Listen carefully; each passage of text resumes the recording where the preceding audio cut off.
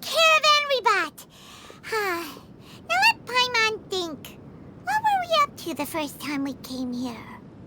Oh, Paimon remembers!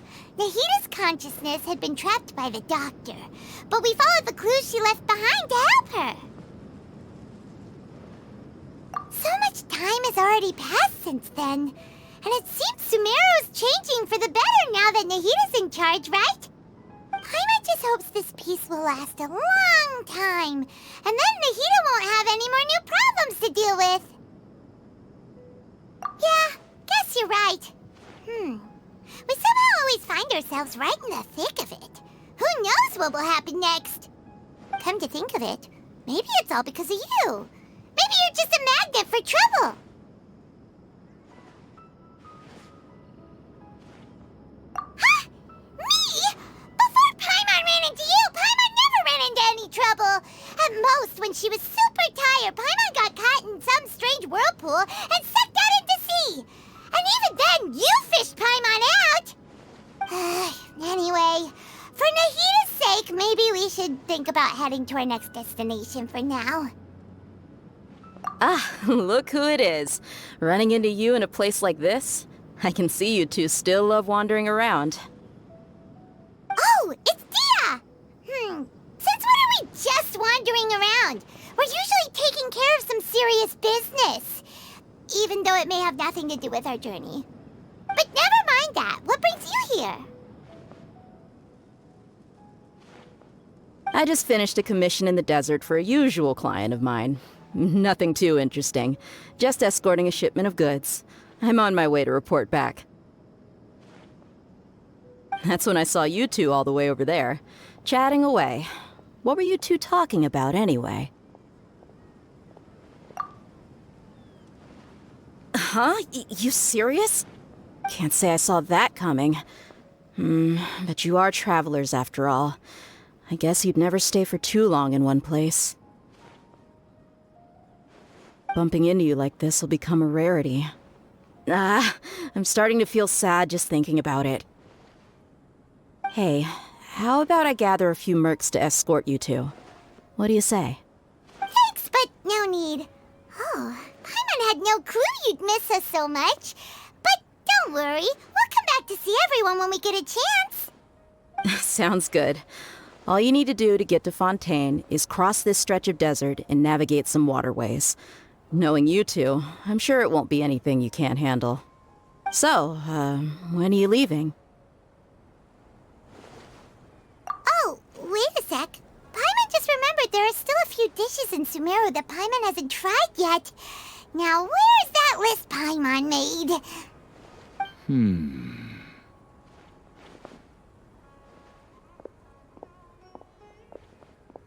I see. Guess you won't be needing a going-away party or anything. It's sad enough to see you go like this. Though, now that I think about it, Sumeru wouldn't be what it is today without you. Seems true heroes always prefer leaving quietly. By the way, should we go say bye to Nahita? Oh, good point. Then there's no need to bother her in the real world. Then, I guess this is goodbye for now, Traveler in Paimon. Whether as a client or a friend, you're always welcome to come find me. Goodbye, Dia. Bye-bye, Sumeru.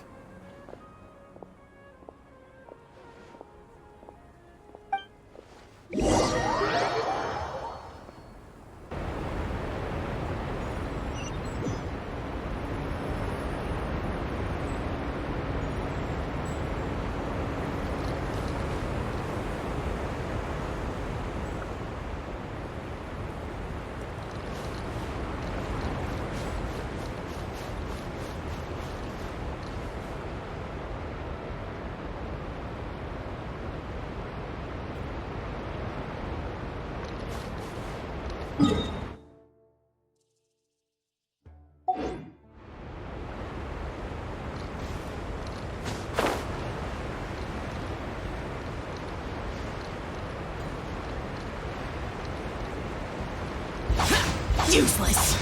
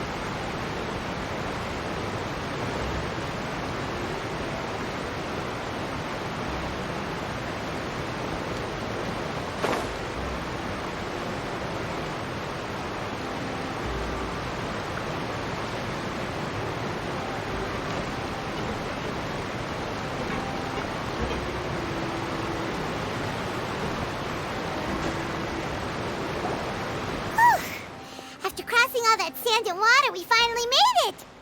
Oh, this must be Fontaine's port. Wow, everything looks so advanced in Fontaine.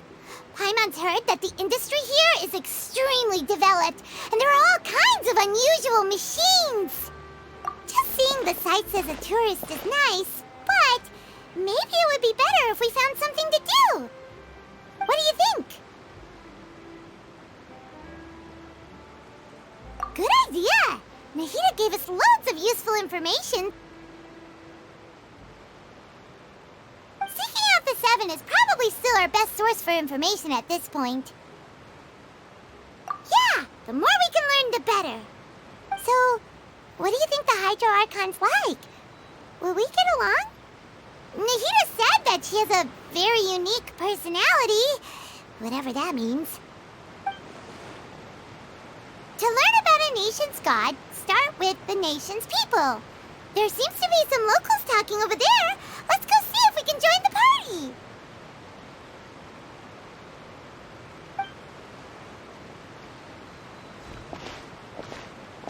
party. If you ask me, it's a tragedy how things ended for him. Clearly, he was a pretty decent person. Yeah, I didn't expect that kind of ending for him. I thought he would at least fight on a little longer for his family. I was expecting a sudden plot twist, but it's a pity that it never happened. Still, his story is quite the tearjerker.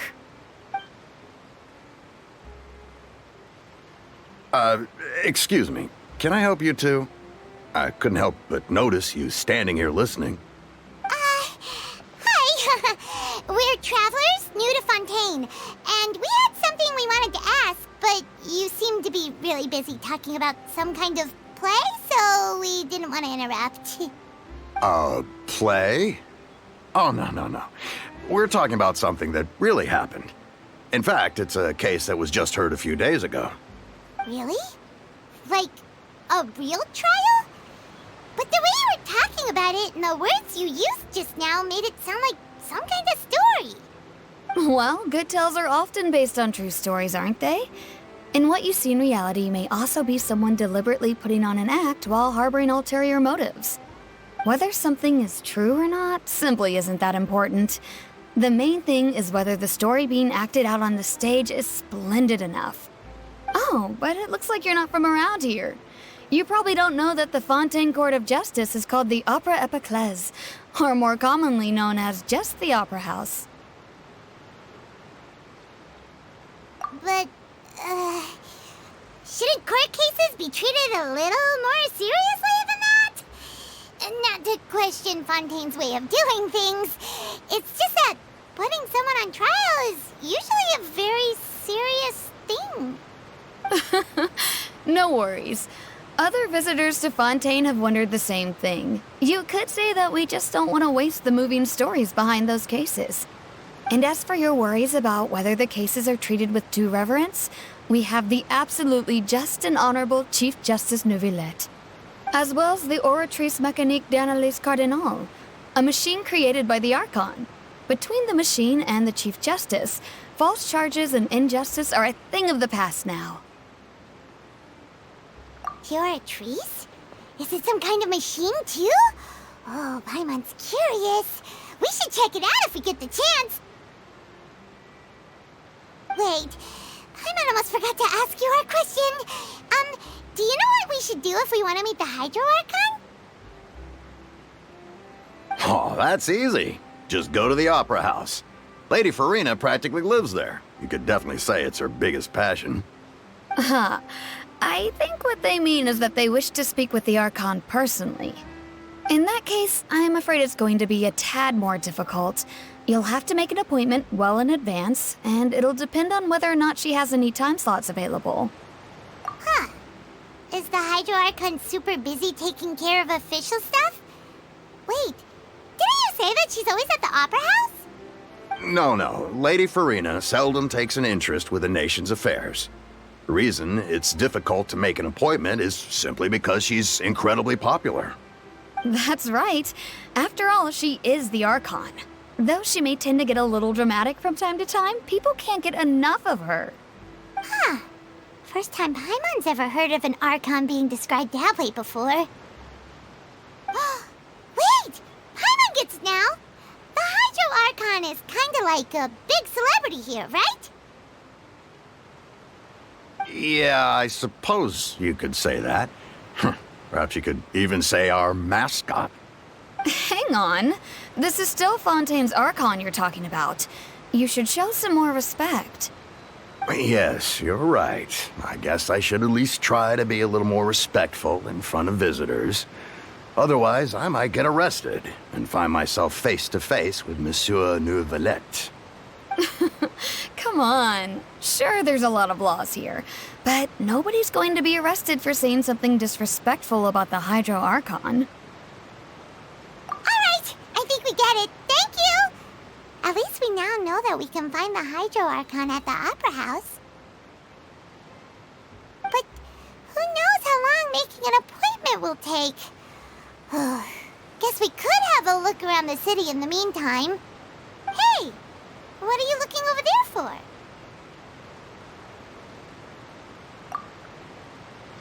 Huh. Maybe something's the matter. She isn't going to jump into the water, is she? Maybe we better go check on her.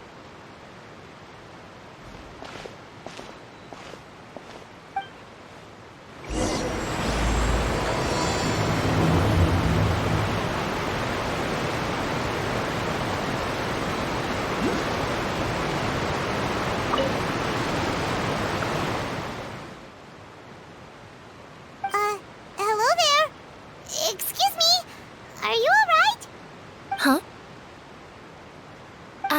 I'm fine. Thanks. Oh, okay then. We just noticed that you seem to be worried about something. About many things, actually. But there's nothing I can do but just keep my troubles to myself. I was just reminiscing about a place my brother and I would play when we were kids. It was just atop that hill over there. See? You're pointing at the sea. Wait, are you saying that you and your brother lived in the water? No people call the waters around Fontaine a sea. It's actually just an inland lake that's filled with fresh water. And though I can still see that hill clearly in my memories, now it's been completely submerged. He would skip and jump, tossing sand in the wind. The sun shone brightly, and the air was filled with the scent of the sea. But now, the water is gradually swallowing our memories. It won't be long before it swallows us. Sorry. Paimon doesn't really get what you mean. I don't believe we've had the pleasure of meeting.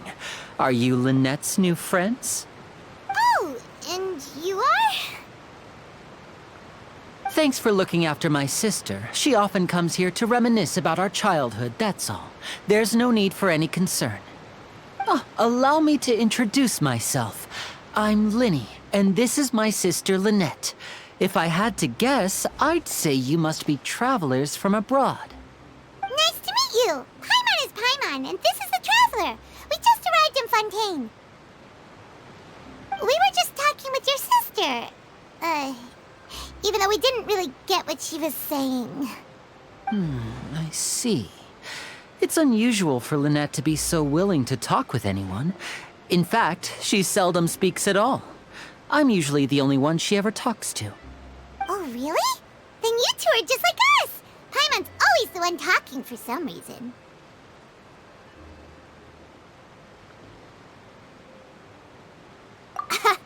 So that's how you think it is? I also think my brother can be too talkative at times. Seems you were right, Paimon. We are quite similar. So, what did Lynette mean just now when she said that the water is engulfing your memories, and that it won't be long before it engulfs you too? Oh, that. It's from a prophecy that's been circulating in Fontaine for some time now. Well, I suppose prophecy isn't exactly the right word, because that implies a certain amount of uncertainty. There's no doubt about what's happening in Fontaine now. Where to begin?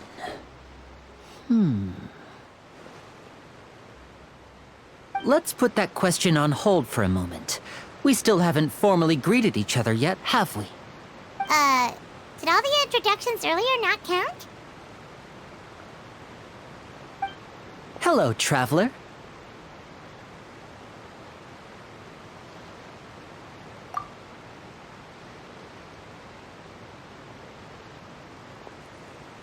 And hello, Paimon. Hey! Why didn't Paimon get a handshake? You're not poking fun at Paimon, are you? Please, don't take offense. Just consider it a sort of etiquette we have here in Fontaine when making new friends. You should remember it. It might prove useful. Oh, all right then. Well, Paimon's just happy to have a local friend now. By the way, we were just getting ready to go to the Opera House to meet the Hydro Archon. Would you be able to show us the way? So you're going to see Lady Farina? No problem at all. In fact, I was planning to go to the Opera House later myself. I'll gladly take you once I finish things here. Please, follow me.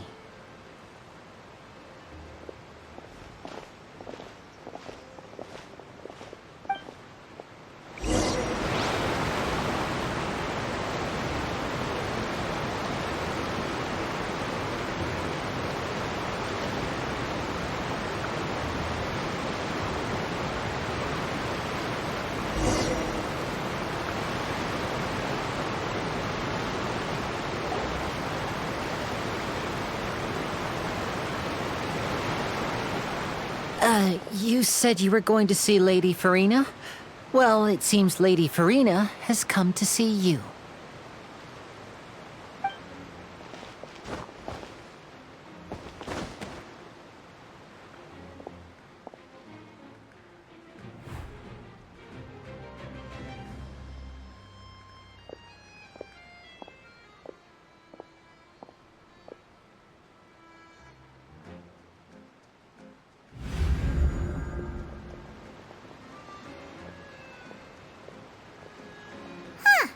So, she's the Hydro Archon?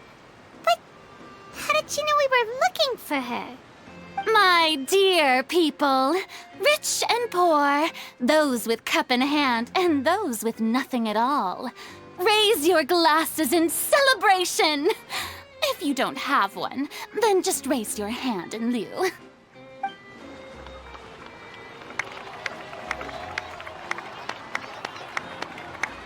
As you can all see, two unfamiliar travelers have arrived in our nation. Come, let us make a toast in honor of this traveler and her companion who have journeyed here from distant lands.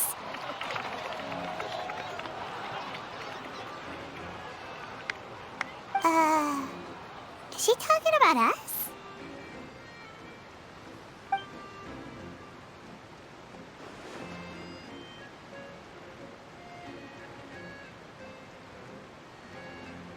I've long heard of the turmoil and chaos you've left in your wake as you visited other nations. But I welcome you nevertheless. No, I have come to receive you personally. Fear is for insignificant cowards. I am a god, and I will never entertain the notion of such meaningless wariness. You can be rest assured, I see clearly your sincerity.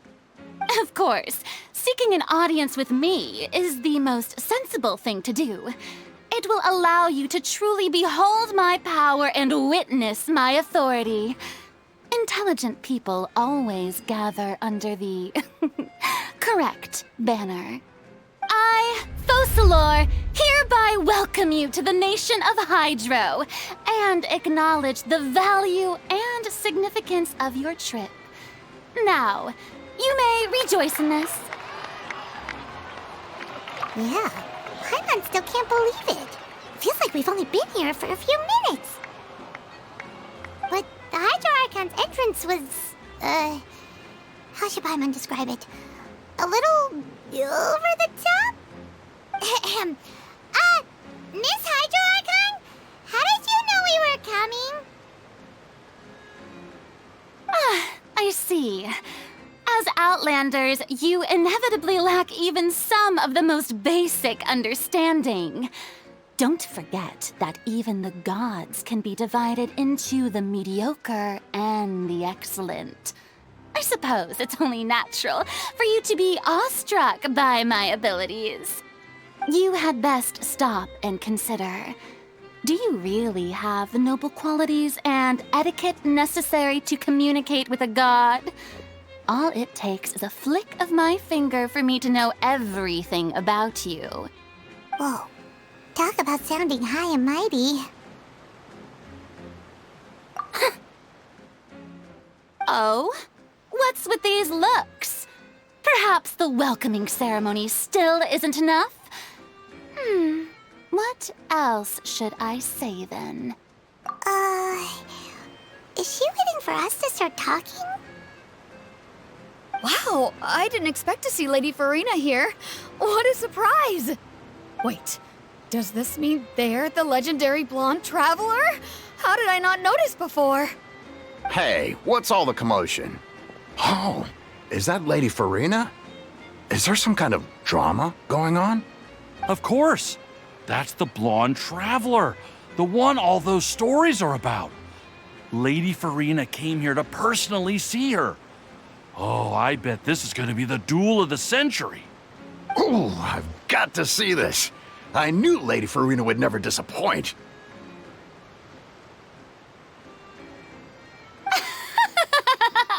Yes, but don't get too excited now.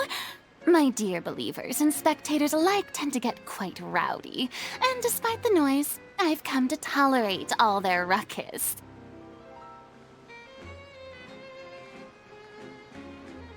You may consider this my reward to all of you.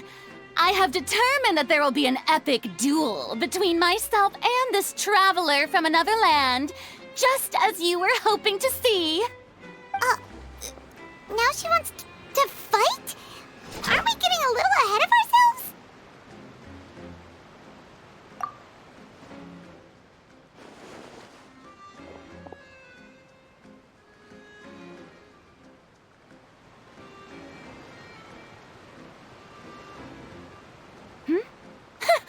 Are you not afraid? Might I remind you that this is a duel against the divine? What are you trying to do, traveler? Provoking a god in front of her people? Stand down, Clorend. I admire her bravery. Few have the courage to draw their sword against a god. She is obviously a true warrior. Unfortunately, people nowadays only crave to be thrilled, and a mere duel will not slake their thirst for excitement. Huh. Yeah, she's right. Just a duel wouldn't be all that interesting. On Araneus, criminals are always requesting duels to defend their honor. They're getting a bit old, to tell the truth. You see, Then, as the god of justice, I shall face this traveler in another kind of duel. A duel in court!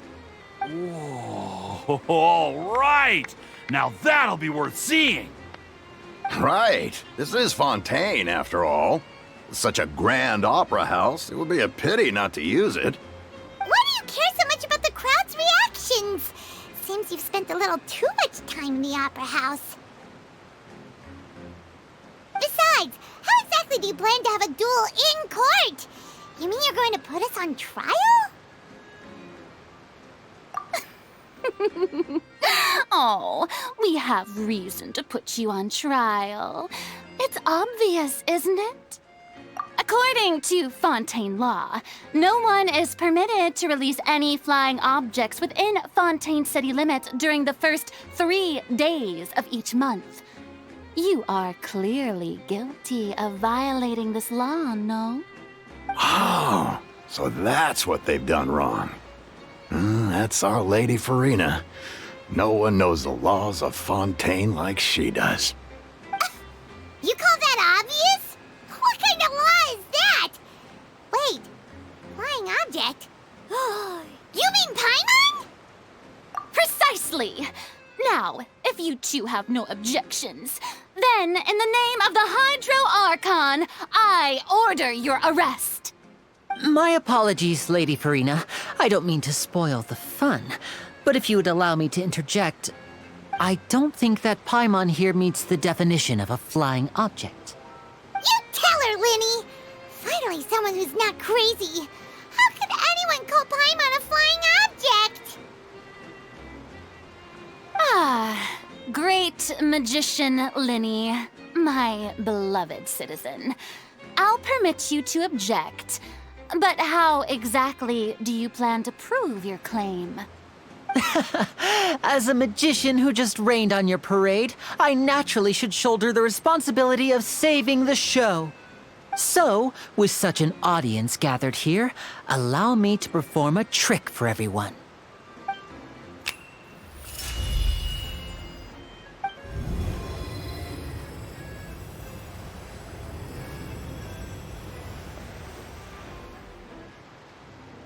Ta-da!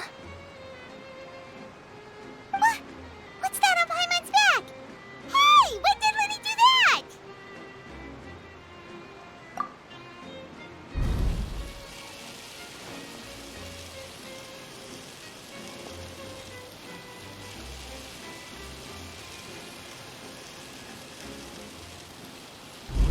There. As you can all clearly see, Paimon should be classified as, well, something like a balloon. This rope has been in the traveler's hand all along. It was just that no one could see it before. Huh? You call that magic? You've got to be joking. I thought it was pretty good. Nice one. Huh? I'm not sure what to think. It seems Lady Farina's charges no longer hold water.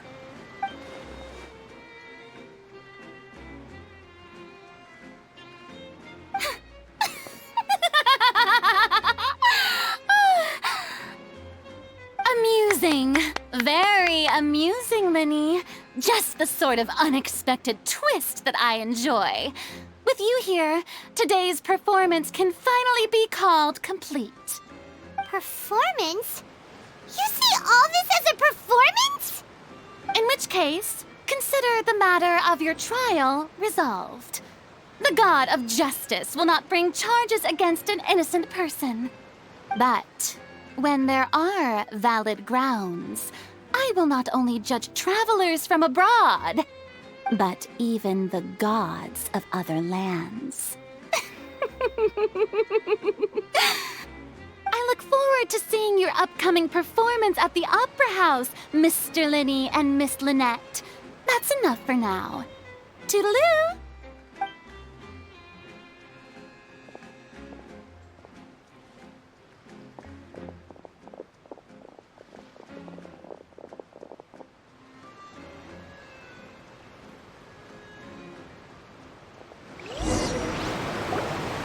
And just like that, she's gone!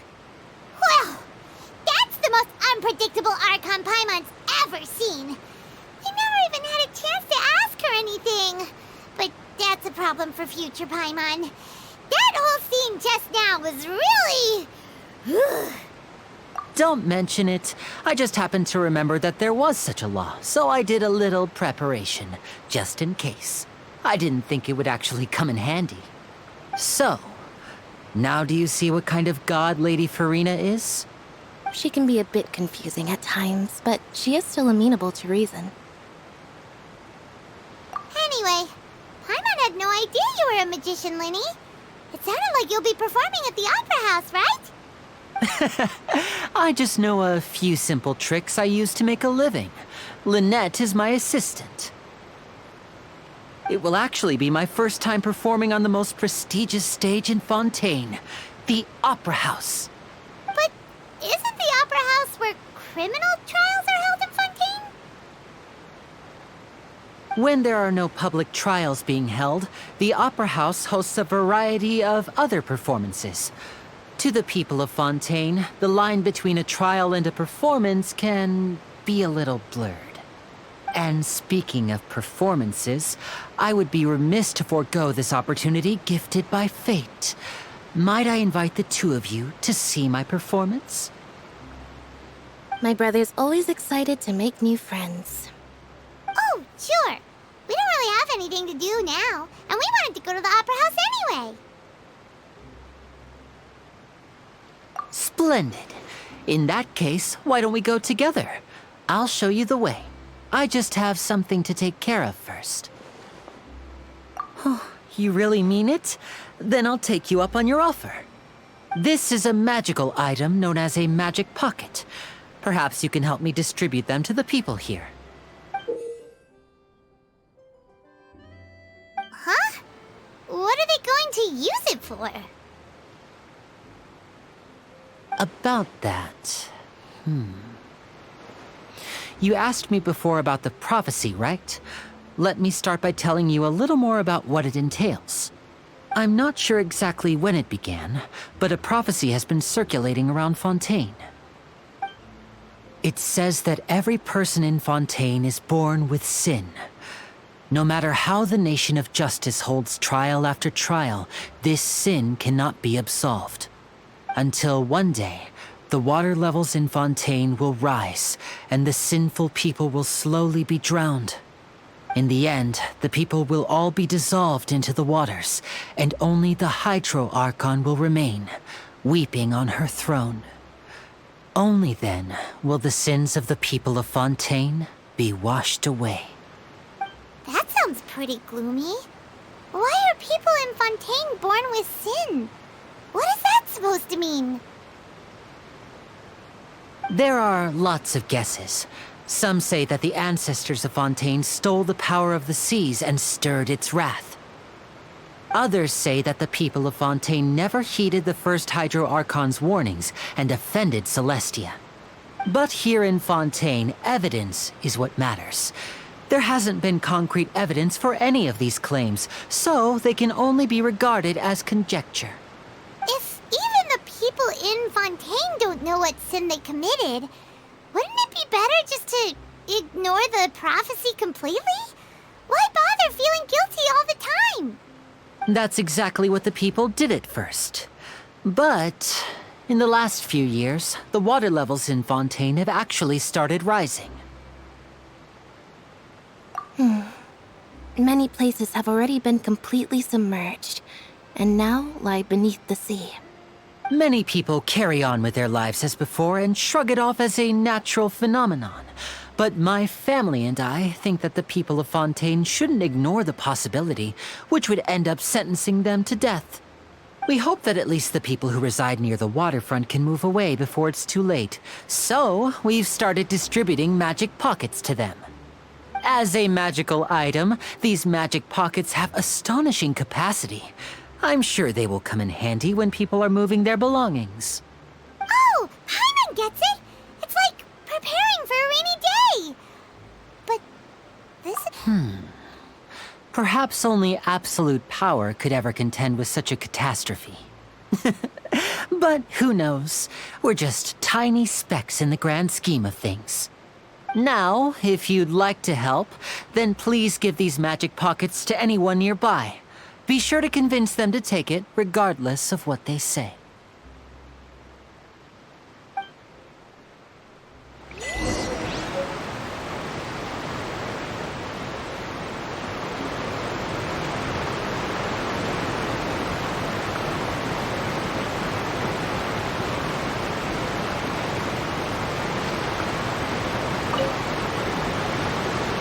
So you're the blonde traveler that everyone's been talking about. My apologies for not recognizing you earlier. Oh, a magic pocket? Seems you really thought of everything. I guess it's better to prepare for the worst and hope for the best. Thanks. Please, also thank the magician on my behalf when you get the chance.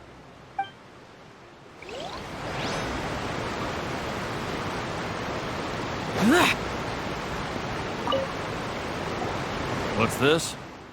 So you also believe in the prophecy. Keep it. I won't have any use for it. What? You mean you don't believe in the prophecy? No, I believe in the prophecy. But I also believe in another story. The story says that people once lived in the ocean. They were one with the ocean and couldn't live apart from it. But as time wore on, people desired to live on land and developed blood vessels, encapsulating the sea within their bodies. Thus could people set foot on land. So, if you ask me, when the water rises and takes us all, it'll be like we're going home. Oh, we hadn't heard that one before. But people can't live underwater. They'll die. You should probably still take it. All right, I'll take it. I guess I just feel that being dissolved into the water doesn't necessarily mean death.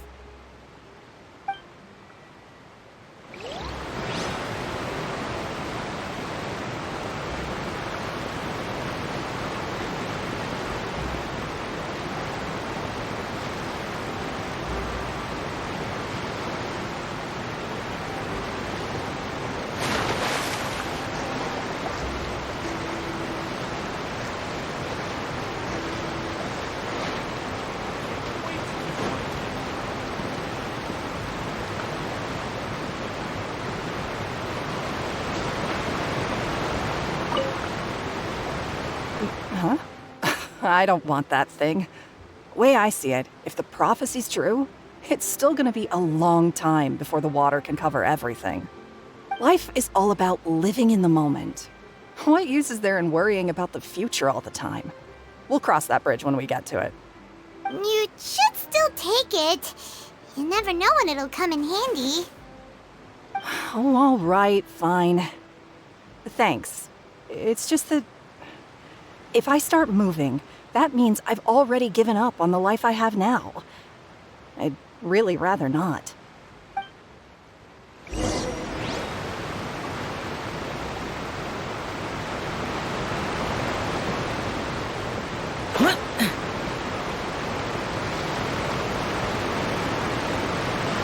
Oh, you already handed out all of the magic pockets?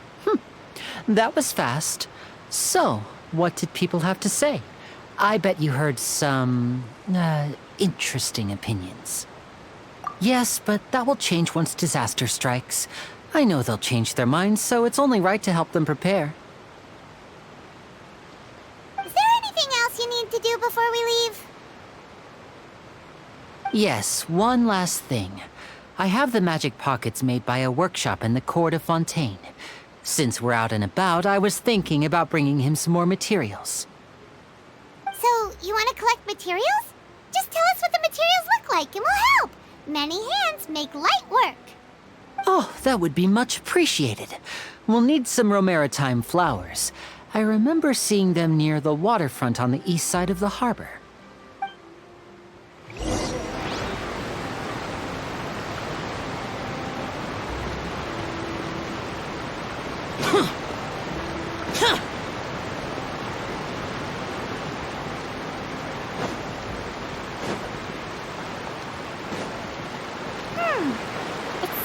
have to use hydro to collect bromaritime flowers.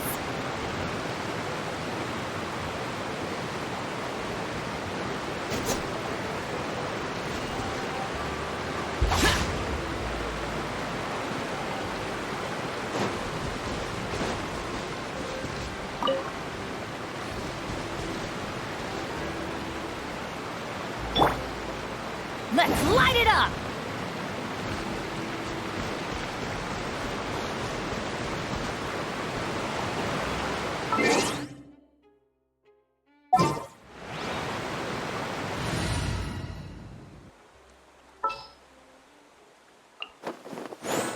Wish me luck.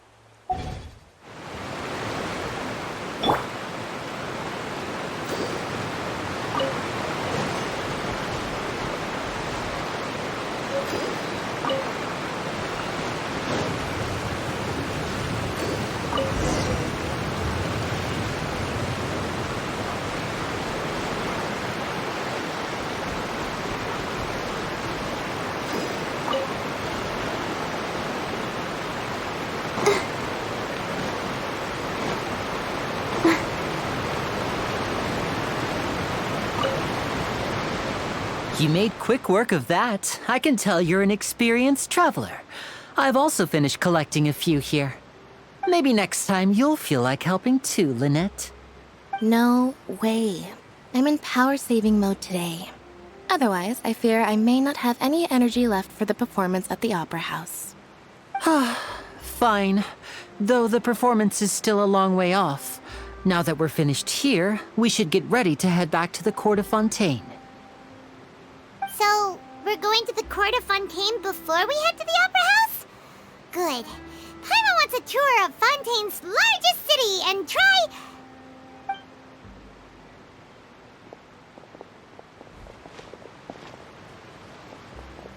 Wait, shh.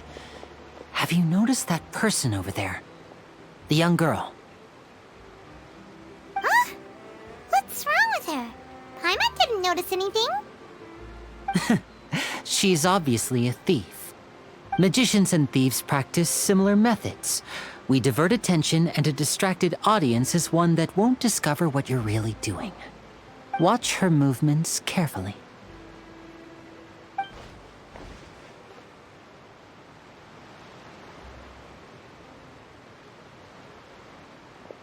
Oh, he's right!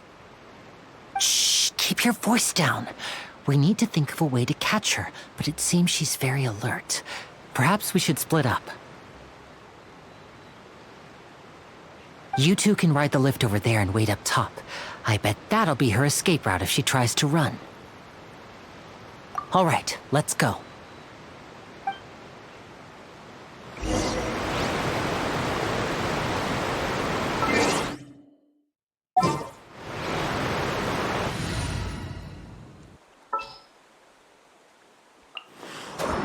Ready for anything.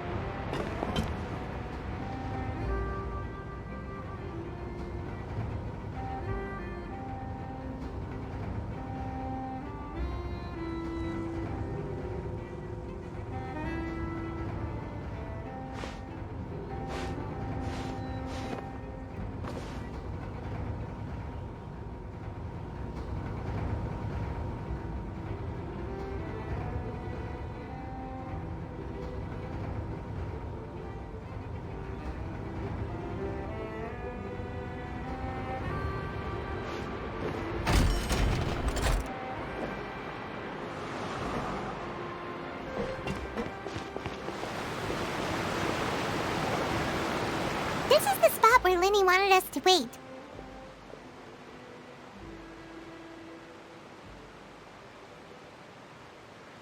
Oh, look! Isn't that her?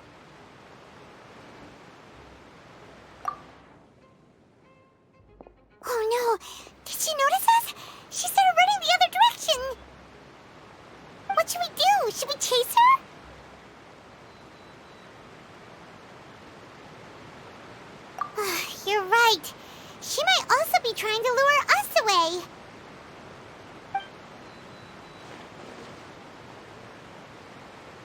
Nothing's happened for a while now. Paimon wonders if Lyney caught the thief. Yeah, let's go.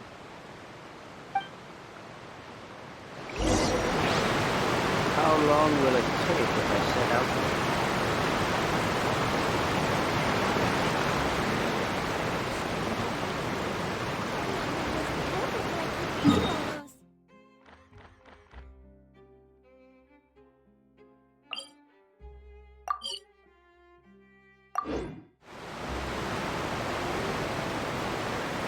Onwards.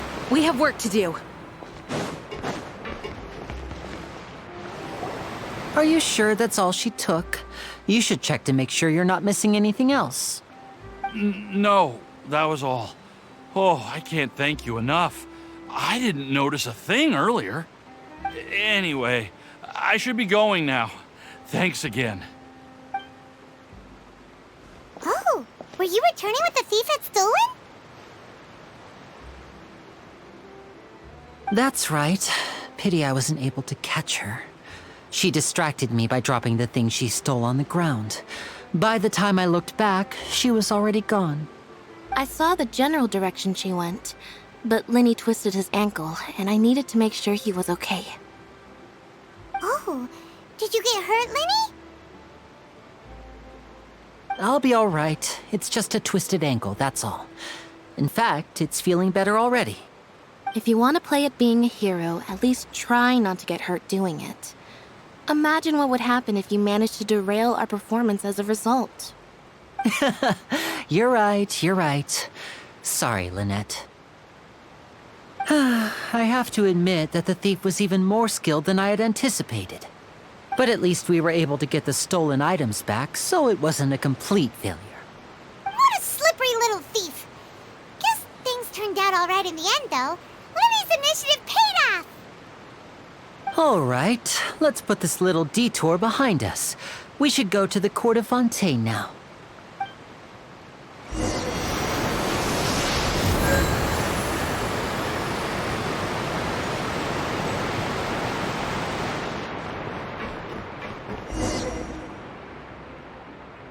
How long will it take?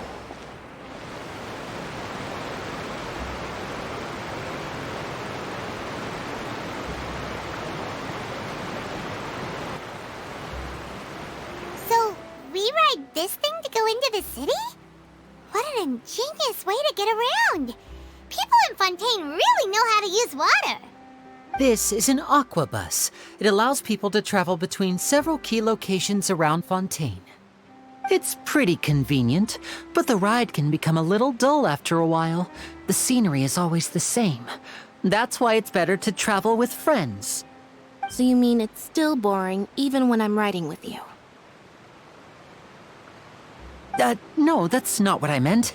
It's just that, well, you don't really talk that much. Besides, it doesn't really feel like a real trip when it's just the two of us. It's the same as being at home. Whatever. Guess that's what it's like to be an older brother. It's about time for us to leave. Let's get on board.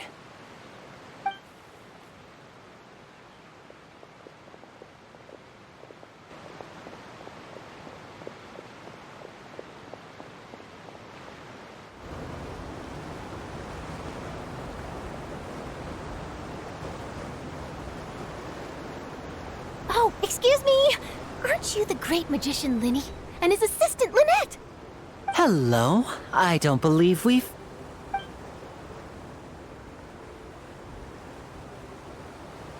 I'm Charlotte, a reporter for the Steambird. Nice to meet you. From the Steambird, huh? We've often relied on your paper to promote our performances. It's an honor to meet you. Wait, could that be the legendary traveler who's been making headline after headline in their journey across Tibet? Amazing! You recognize everybody almost immediately! I wouldn't be much of a reporter if I didn't know who's who, would I? Wow, today must be my day. Who knew I would end up on the same boat as so many VIPs? Could my vision finally be showing me some favor? So, Charlotte, what do you usually report on? Well, when there isn't any breaking news, I mainly cover the trials at the Opera House. You can still manage to keep readers' attention as long as you tell things from a clever enough angle, even if it's the same old topics. For example, reporting on how a scammer once deceived vulnerable girls into relationships, or how a financial criminal was once so poor that they ate a single piece of bread for 5 days. That's fine and all, but what I'm really after is exclusive, sensational news pieces that could shake the country. These smaller stories are a waste of my talents. Oh, I just remembered. I've been following a case lately. Well, a series of cases, actually. You mean the serial disappearances of young women case? That's right! These stories are the talk of the town right now, and it's probably the most mysterious case we've ever seen. If I'm the first with a draft ready to publish when the case is finally cracked, and it's the headline story in the Steambird, oh, when that happens, I bet all the other reporters will shed tears of envy. I've already gathered all kinds of materials. I just can't wait for the truth to be revealed. So, what is the serial disappearances of young women case? You mean the culprit hasn't been found? That's right. The first missing girl case happened almost 20 years ago. And ever since, after a period of time, another girl disappears. What the cases have in common is that the girls are all of a similar age, and that they've all vanished without a trace. But the scariest part is that to this day, none of the girls have ever been found. Many suspects have been arrested over the years in connection with this case, but shortly after each arrest, another disappearance would always happen. Yes, it's possible. But either way, I believe that every case has some precise truth behind it, waiting to be exposed. Yes, I agree. And at the very least, the family of those missing girls deserves some sort of explanation. I just imagined for a second what I would do if Lynette were to suddenly disappear. I'd pay any price to get her back, and then find a way to track down the culprit. Please don't imagine that, Lyney.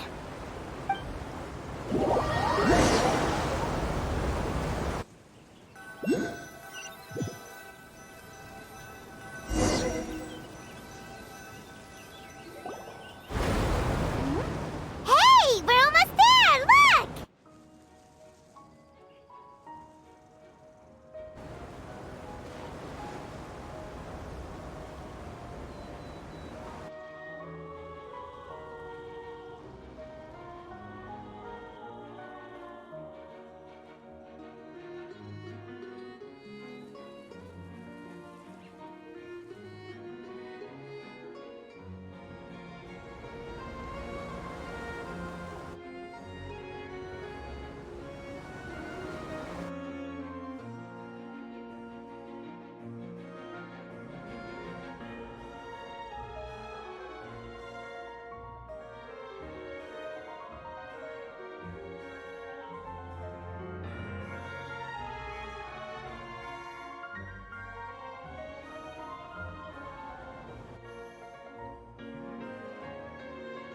Well, I really enjoyed chatting with you. Life should be full of pleasant little surprises like this. Yeah, us as well. The ride went by too quickly. Oh, I have an interview to get to. I should get going before I'm late.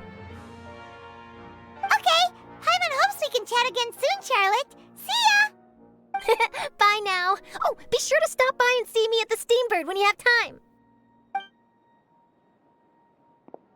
What a tough job. Always running around and interviewing everyone.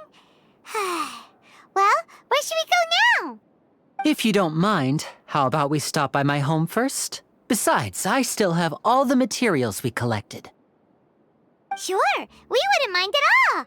This city is so huge, Paimon wouldn't know where to start anyway.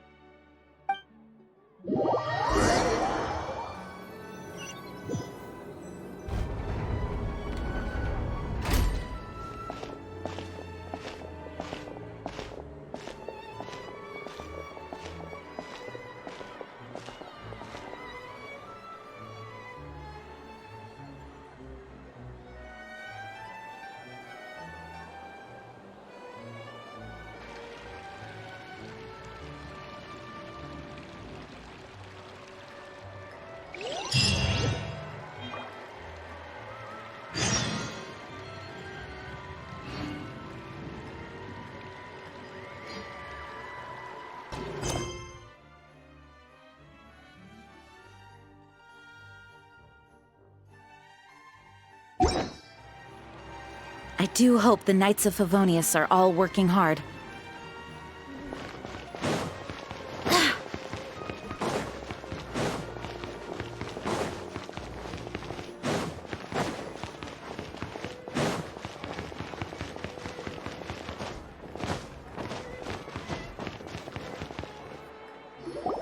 This is our current abode. Ah, Fremine, you're home. Where did everyone else go? I have some new friends that I would like to introduce. Oh, they all just went out a moment ago.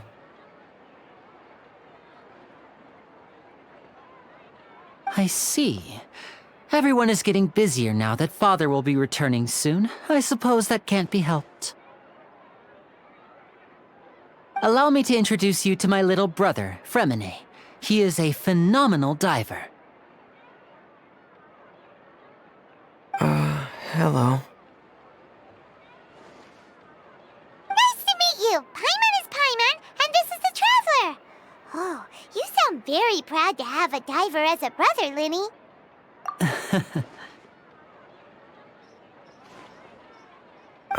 Lyney, could you come here for a moment?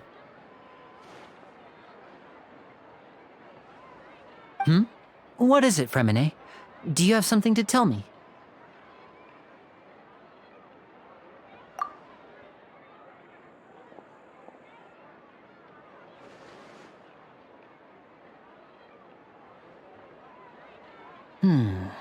Okay, I see. Is everything all right? Oh, it's nothing. We were just discussing a little housework. Sorry for the interruption. Oh, before I forget, the Traveler and I collected more materials to make magic pockets. Were you able to get any, Fremine? Yes, I went diving and gathered lots of materials. I was about to give them to you. That's our Fremine, always quick with the underwater work. All right, I'll take these to the workshop.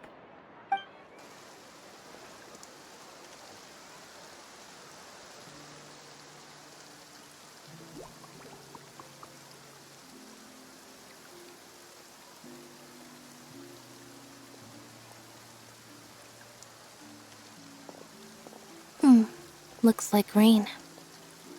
Oh, you're right. But wasn't it clear and sunny just a moment ago? Fontaine's weather sure is weird.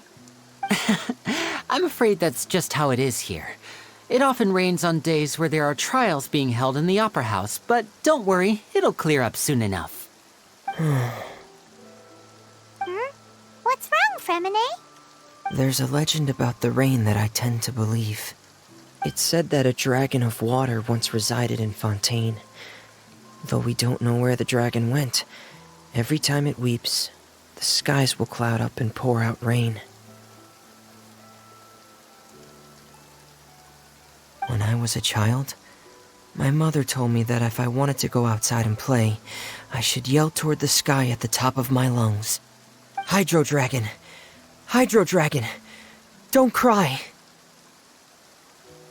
If it's an elemental dragon, then having the power to make it rain wouldn't be very unusual. Let Paimon try something. Hydro Dragon, don't cry!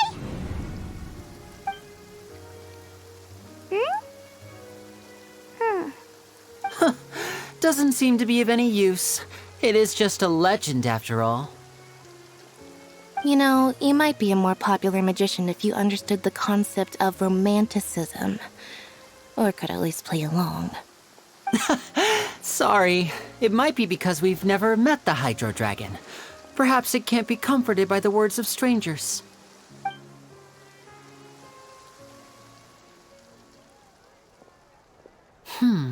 It rained for longer than I suspected. Oh, it's already getting late. Was there something you needed to do, Lyney? Yeah, some preparations for the show at the Opera House. I need to find a way to catch the last aqua bus of the day. On the day of the performance, just ride the aqua bus to the island of Aeneas. I'll have Lynette meet you at the fountain in front of the Opera House. Oh, are you leaving now? What is it, Fremine? I'm in a hurry. Oh, I get it. You feel nervous delivering the materials for the magic pockets, is that it? Perhaps we could trouble the traveler to help us take these materials to the Beaumont workshop and deliver them to the owner there? I'm afraid that Fremine can be quite introverted, and the boss there tends to be pretty talkative. Fremine has always been a little afraid of her. No trouble at all! Don't worry, we're on the case! Sorry for the inconvenience. I'm quite useless when it comes to such tasks. I'll think of a way to make it up to you. Oh, no need! This'll be a walk in the park for us!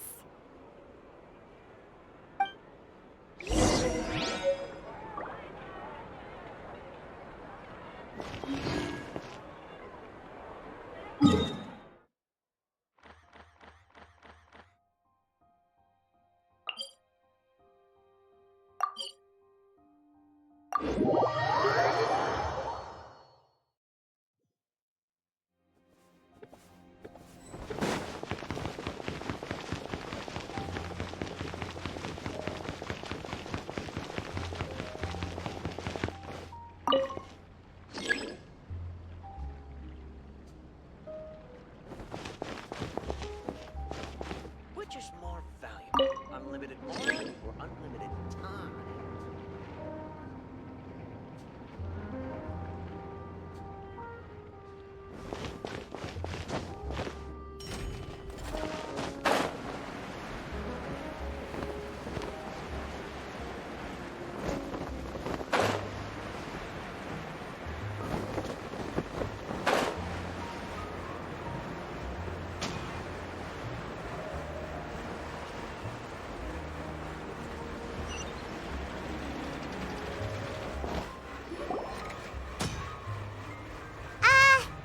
Hello?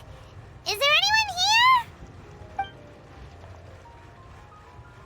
Oh, hello there. New customers?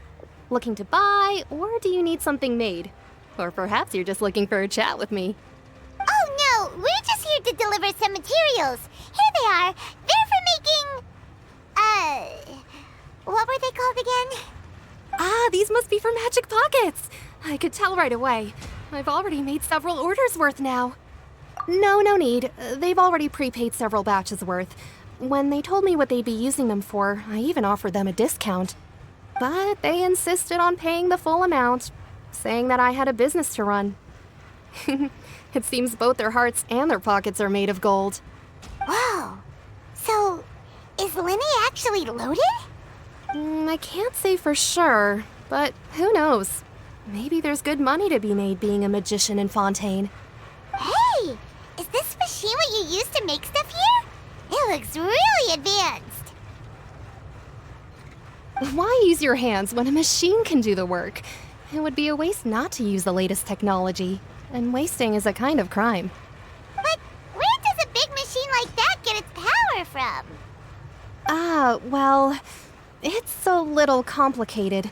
I'm not sure I can put it in layman's terms for you. But basically, everything we usually use here in the city is powered by indemnitium. It's a type of energy that's produced from trials. Huh? How can trials produce energy? Well, I'm not completely sure of all the details myself, but basically, when a trial is in session, the Oratrice Mécanique d'Analyse Cardinale harvests people's belief in justice and converts it into energy to be used all around Fontaine. So that's what its other function is? Paimon heard that the Oratrice was created by the Archon to make judgments. But Paimon still doesn't get it. How could something unreliable like people's beliefs be turned into a stable power source for these machines? Oh, yeah! So that means the Hydro Archon relies on the machine to take the energy created by belief and turn it into power for all of Fontaine, right? Even though I've never heard anyone really put it that way before, it sounds like it makes sense. Besides indemnitium, we have another type of energy called pneumosia. It isn't produced by the power of the Archon, but it is unstable by nature. Even now, it still cannot be widely used by civilians. I thought I'd find you hard at work, but here you are chatting the day away. Since you're already talking, I'm sure you wouldn't mind a few words with me. You again? Didn't I already promise you that I'd have the more I owe to Cofradía Cabrière by next month? Why are you hounding me now? Yeah, but how do we know that you won't go running off by the end of this month? I want 50% today. Wait, no, 70%. Huh? You... Seems business isn't so great for the workshop. We've already finished our job and delivered the materials. Maybe now's a good time to leave? Hey, hold on. Before you go around trying to collect payments, why don't you settle your own debts first? If Cofradía Cabrière wants to poach clients from Northland Bank, that's fine. But I'm afraid you still owe the bank a hefty sum of mora. So why don't we work things out between us first, before you get back to your little conversation here? You're from Northland Bank. But we said we'll pay everything we owe next month.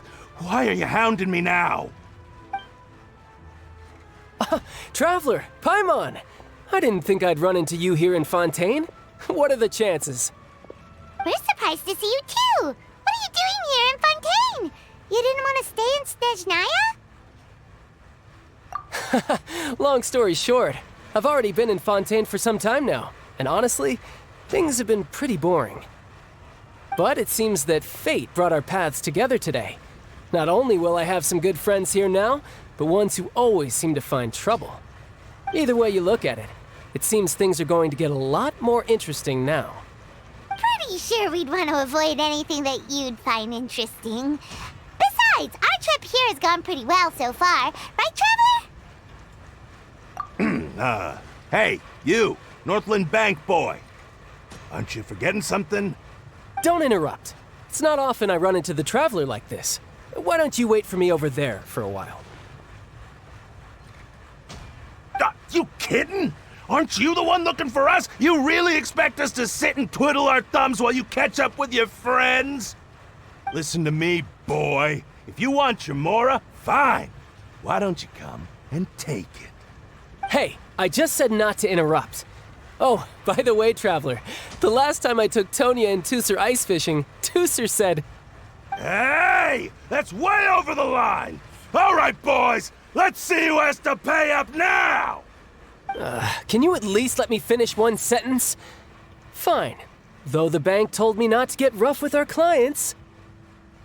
You're the ones who started it. This is an act of self-defense. You two will have to be my witnesses, okay? I'm sure this won't take long.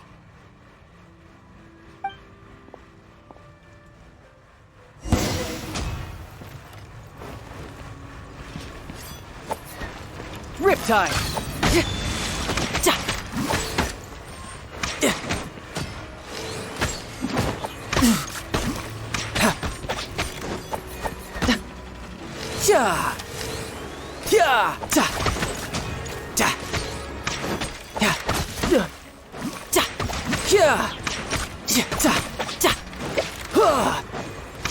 Tidal wave! No time to lose. You can run, but you can't hide.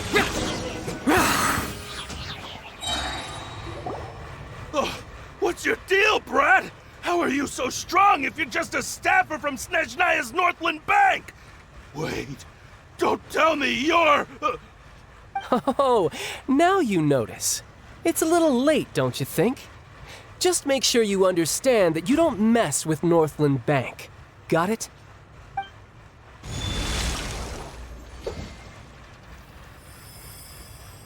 Huh? Now's my chance!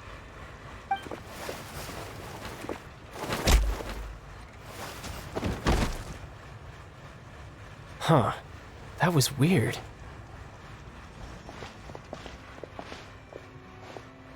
I'm not sure. It's as if I suddenly lost control of my hydro powers when I needed them. Maybe there's something wrong with my vision? Strange. How could that happen?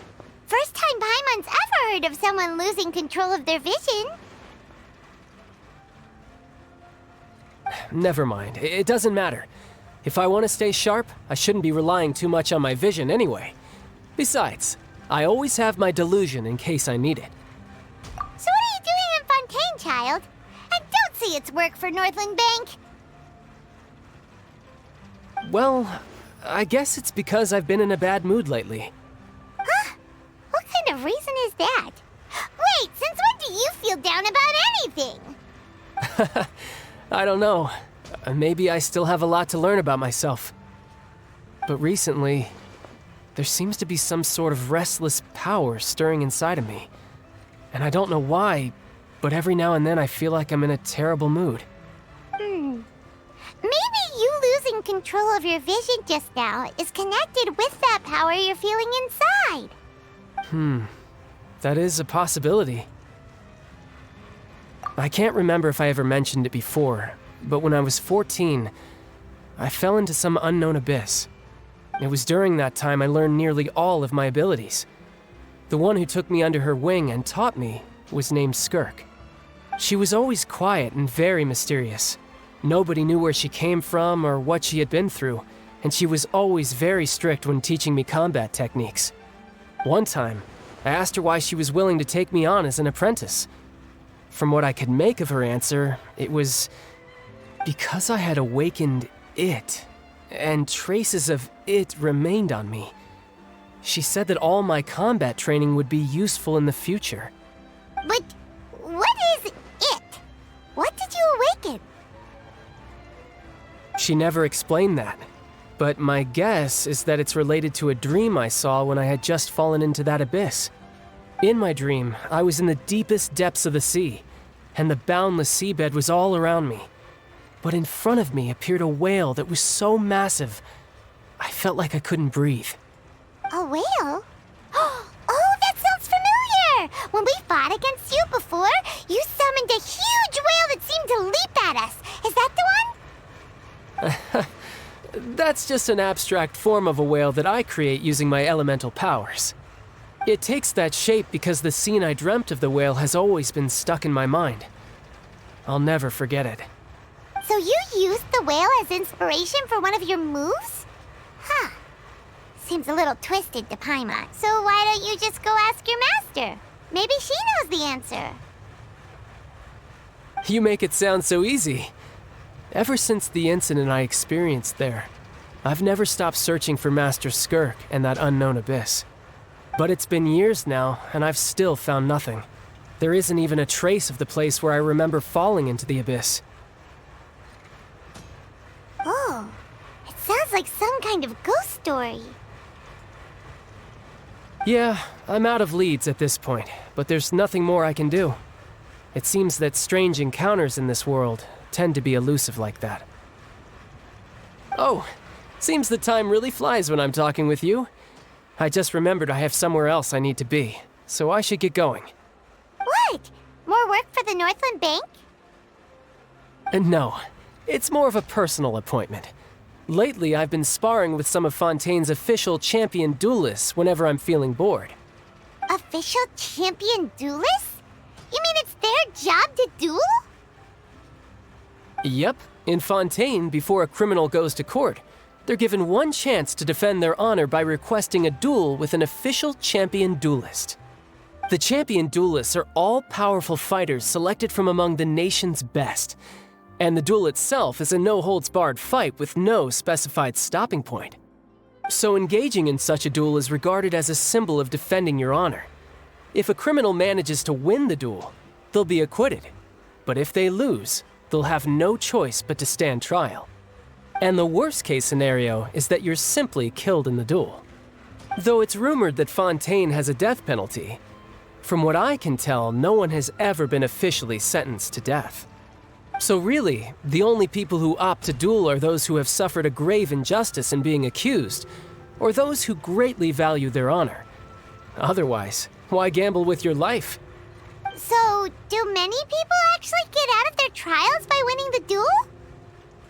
Apparently, it's exceedingly rare for anyone to actually win. Fontaine probably enacted this system as a way to show that the nation respects the honor of its citizens.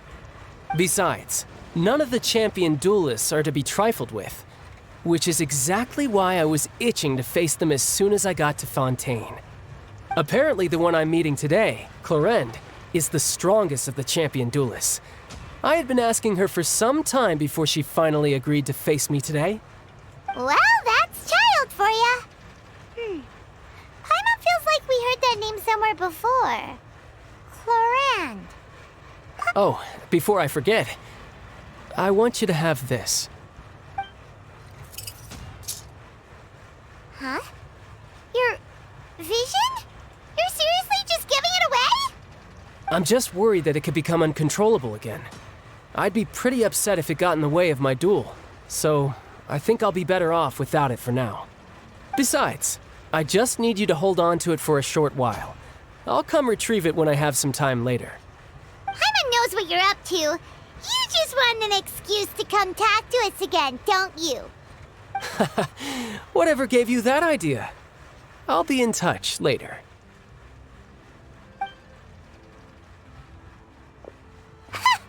That sneaky guy. He said he's been feeling down lately, but he seemed the same as ever to Paimon. Well, since we don't have much to do for now, we might as well walk around and see the city before Lyney's performance.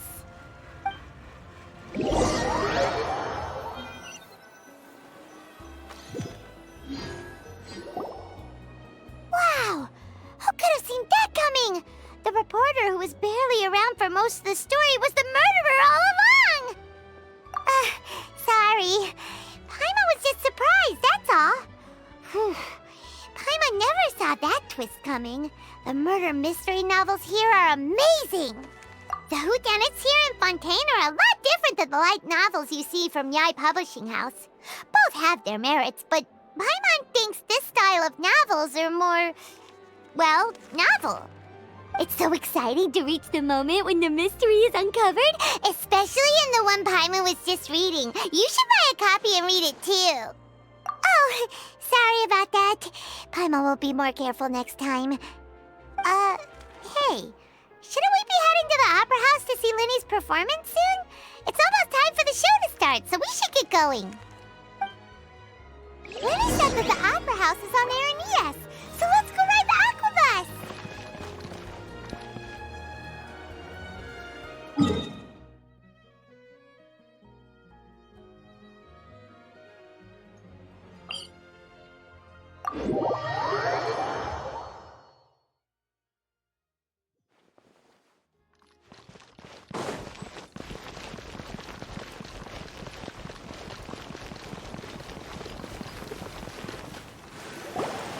Whoa! Now this is fancy! The Opera Epiclese. What a place to hold a performance! No wonder Lyney and Lynette were looking forward to it. Huh. Looks like there's a lot of people standing around the fountain up ahead. Oh, Archon, please bless us with a bright and healthy child. We pray. I don't know why you always feel the need to ask so much. I'll be happy as long as our child is healthy and lives a peaceful life. I guess if they're our kid, then there's no doubt they'll turn out smart. Maybe this is one of the customs in Fontaine. There sure are a lot of couples here. Vache.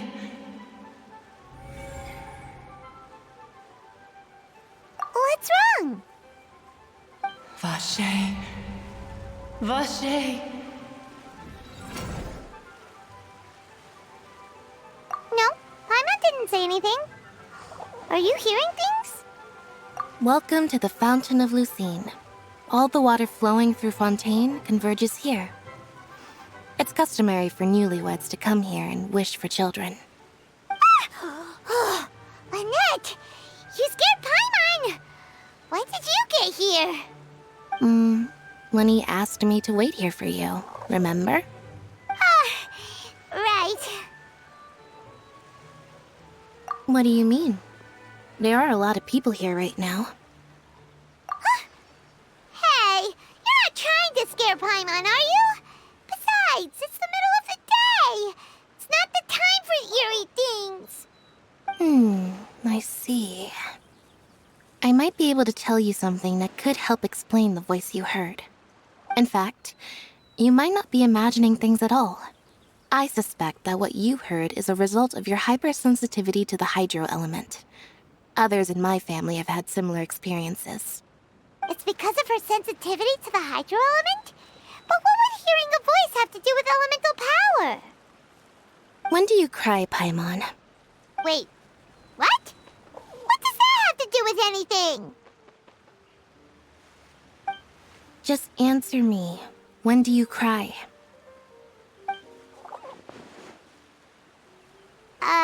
When Paimon's really sad?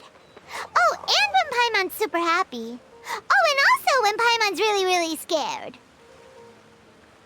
Then you should understand that tears contain your most intense emotions. Like I just mentioned, the Fountain of Lucine is where all the flowing water in Fontaine converges. Even the tears that fall to the ground will eventually gather here. So maybe what you heard was the intense emotion coming from someone's tears. So, what did the voice say? Huh. If you were hearing their emotions, then Paimon wonders what happened to them. Rather than worrying about them, we should worry about my brother first. Don't let that calm look of his fool you. He tends to get pretty nervous just before a performance. So chatting with Lyney might help him relax a little before he goes on stage. Oh, right. That makes sense. Let's go in and see Lyney.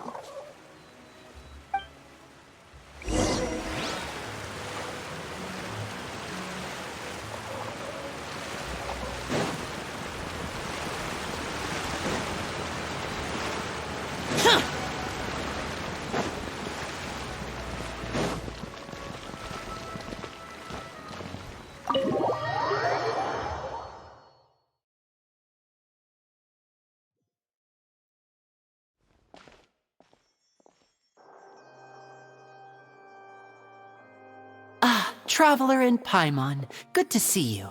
I knew you two would come. Are you kidding? We wouldn't miss it for the world. We've been looking forward to it. I can tell, judging by how early you've arrived. But you're actually right on time. The audience still hasn't started entering the venue yet, which means now is the perfect chance for us to take you to the best seats in the house. Wait just a moment. I'll fetch the tickets.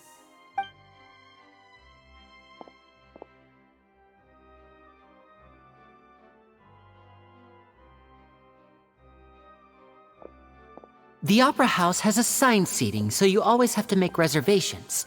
I've already reserved your seats, and here are your tickets. Ooh, front row seats! Thanks, Lyney! Don't mention it. There's no need to keep thanking me. Hey, Lyney! Could you come over here and take a look at this? Oh, I'll be right there. Seems there's an issue with the stage props over there. That's Cal, my assistant, calling me. I'll go lend him a hand. Yeah, we'll just go to our seats. You go ahead, Lyney.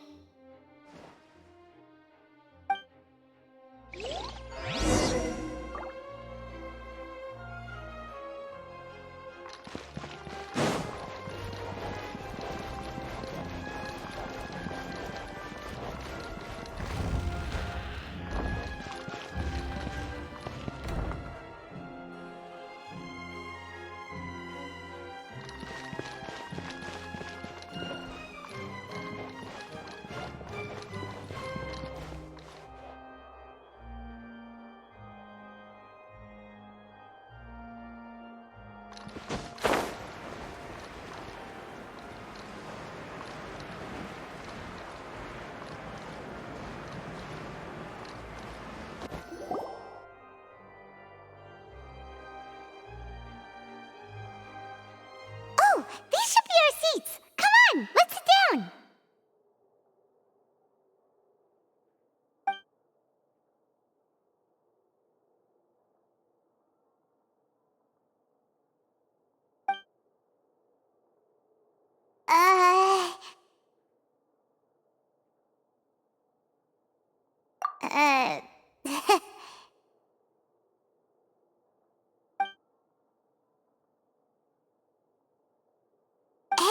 Traveler, maybe we should strike up a conversation with the person next to us.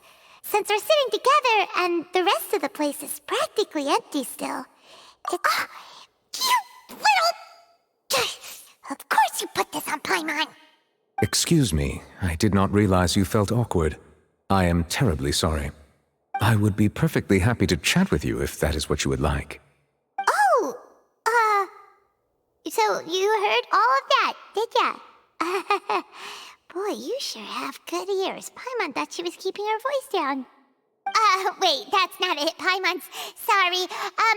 Paimon's the one who was being rude, talking under her breath like that. So, let's talk, but, Oh, Paimon's got it. You're also here early and sitting in the front. Are you a friend of Lyney's too? A friend, you say?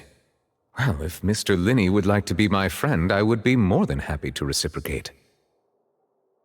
Oh, so you're not friends with Lyney then? Oh, this is getting more awkward by the second. Paimon nearly forgot to make her introduction. Nice to meet you. Paimon is Paimon, and this is the Traveler. We just arrived in Fontaine.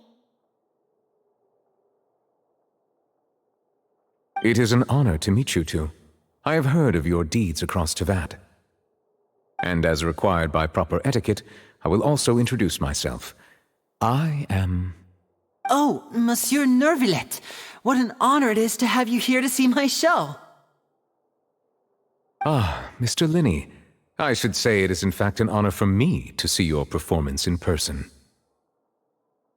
Wait, Nervillet? Could he be... I saw you all chatting just now, but it seems you still don't know who Monsieur Nervillet is. Allow me to introduce you to Fontaine's Chief Justice. That seat is always reserved for him. It wouldn't be too much to say that he's the symbol of justice and honesty here in Fontaine. Ooh, sorry for being so rude just now. Paimon had no idea you were such an important person. No offense taken. Being Chief Justice is merely what I do for work. Nearly every person has their usual reserved seat, so I'm not so special, really. And by the way, I should probably let you know, even though I would prefer not to, there's someone sitting up there in the VIP seats that has been striking a pose for quite a while now. I believe she is trying to give you a most elegant and impressive first impression. So I think you should take notice of her sooner rather than later, otherwise she may become flustered.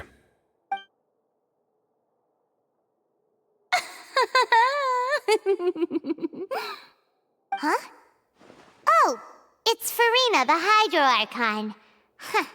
She sure has a smug and satisfied look on her face. Guess she has no idea that you saw right through her act. Very good. That is for the best. No need to pay her any more attention. We may now enjoy the show. Huh? So is this what things are like between the Chief Justice and the Hydro Archon? All right, please wait just a moment longer.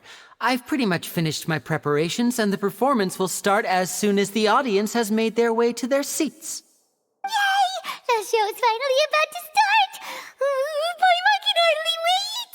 Paimon's never seen a real live magic show before!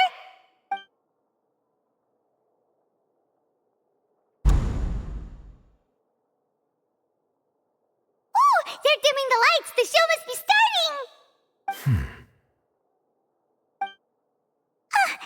Sorry. Paimon will try to stay quiet.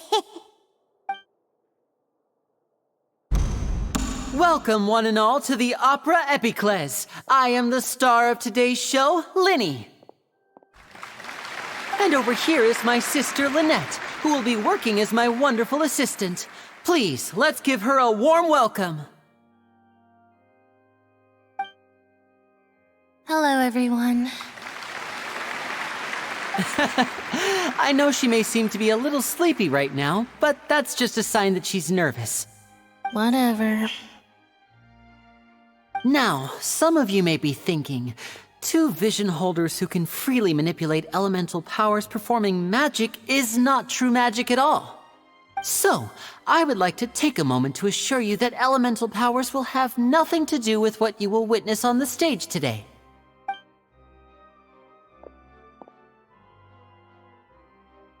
Both Lynette and myself have removed our visions for the show. That way, even the gods won't be able to help us. Oh, good point. That's what makes the show real magic. Now, without further ado, let the show begin. Lynette will now exit the stage to make some preparations. I know you might miss her, but don't worry. She'll be coming right back on stage momentarily. Perhaps in an unexpected way. I'm sure she'll be stealing the spotlight soon enough. Oh, and before I forget, there's one more thing I should say. You never know what can happen in the blink of an eye. A magician's greatest skill is making things disappear or appear. The possibilities are endless.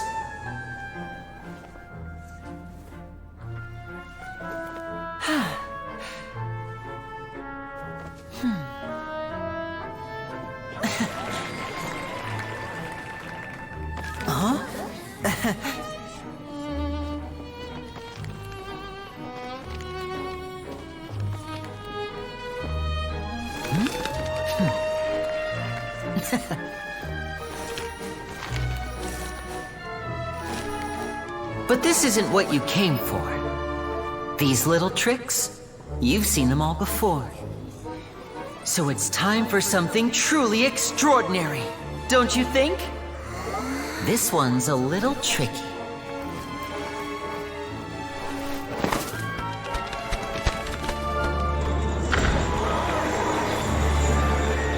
Using this water tank, I shall make my sister vanish completely, right before your very eyes.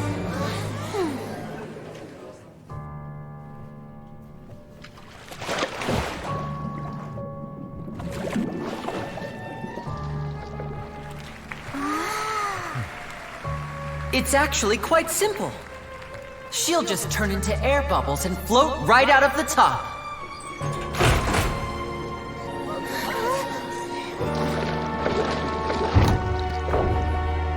Oh no! I told them to check all the props carefully. With the lid on, even air can't escape. An amateur magician would be getting very nervous right around now. Luckily, it's me on stage, so let me show you what a true virtuoso can do.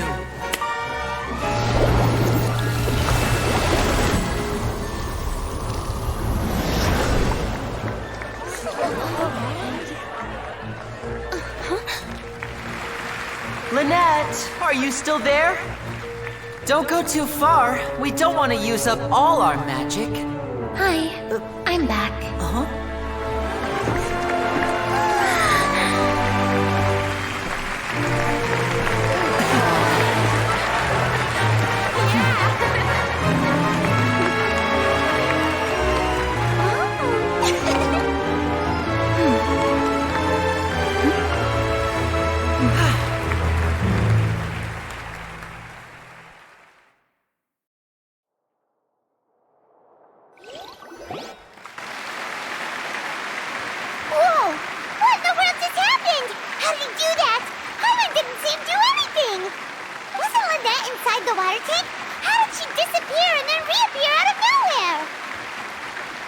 If we could see easily through his tricks, then that would mean that his skills are still lacking. To appreciate magic, you should focus on the show happening on stage, rather than getting caught up in trying to see that which has been intentionally hidden. Guess you're right. Paimon couldn't believe her eyes when Lynette reappeared. Amazing! Thank you everyone. I'm glad you enjoyed that performance. But our magical journey has only just begun. I've prepared even more astonishing surprises for everyone here. The magic of transformation and disappearance can go far beyond what you've just seen. I'm sure many of you are thinking that escaping the water tank was impressive enough, but Lynette is still my assistant after all. In which case, I have ample time to make all necessary preparations. So, for my next trick, I will require the participation of one lucky audience member. Please, if my assistants could bring out the magical boxes now. There are 2 boxes, and only 2 boxes. One is here, and one is there in the aisle among the audience. I'm sure many of our clever audience members have already guessed our next magic trick. A swap! Our lucky audience member and I will each enter a magic box. After 1 minute, we will each emerge from the opposite box. Now please, everyone pay very close attention to the box you see here. Don't give me any chance to make a move. Wow! How's he gonna do this? Hey, do you think this is all magic tricks, or does Lyney have actual superpowers? The lucky audience member will be generated by this random number selector. It selects numbers entirely at random. Even I don't know who will be chosen to participate. Now then, let's begin. Let me see. Oh, row 7, seat 3. Congratulations! You now have the chance to experience magic firsthand for an entire minute. Please, come forward. My assistant will take you beside the magic box. I'm sorry, it might be a little cramped inside, but no need to feel nervous. We've carefully arranged everything for you to be as comfortable as possible. You don't need to do anything, but no matter what strange things may happen, don't come out of the box. If the magic is interrupted, who knows where you might end up? You might even find yourself in the Fortress of Meropide. Oh, okay. All right. Before I enter the magic box, there is one more thing I need to ask the audience to do. Could you all give me a countdown? Like this. 60, 59, 58. Just keep counting down. You can go a little faster or slower if you like. I won't be able to see anything in the pitch-black box, so I'll be relying on your voices to know when time is up. Oh, and no tricks now. If you quickly count from 60 in just 30 seconds, then I'll be in a tough spot. Ooh! Paimon kinda wants to count faster after hearing him say that! No, that won't do. I can see it in your eyes. You still can't be trusted. Let's practice together. Come on, repeat after me. 60, 59, 58. 60, 59, 58! That's right, perfect. Keep it going. All right, I'll see you all on the other side once you've finished counting. 54, 53, 52? Huh? Why aren't you counting, Nervalet?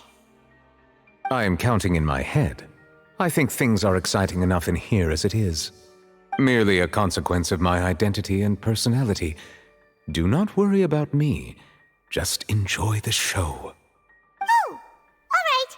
You look so serious that Paimon thought you might be feeling uncomfortable or something. 40, 39, 38!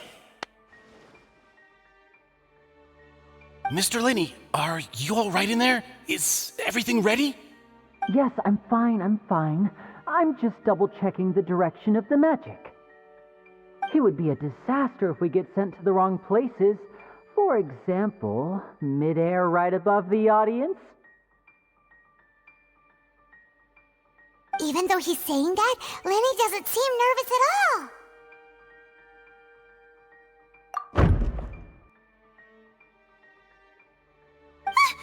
What was that noise?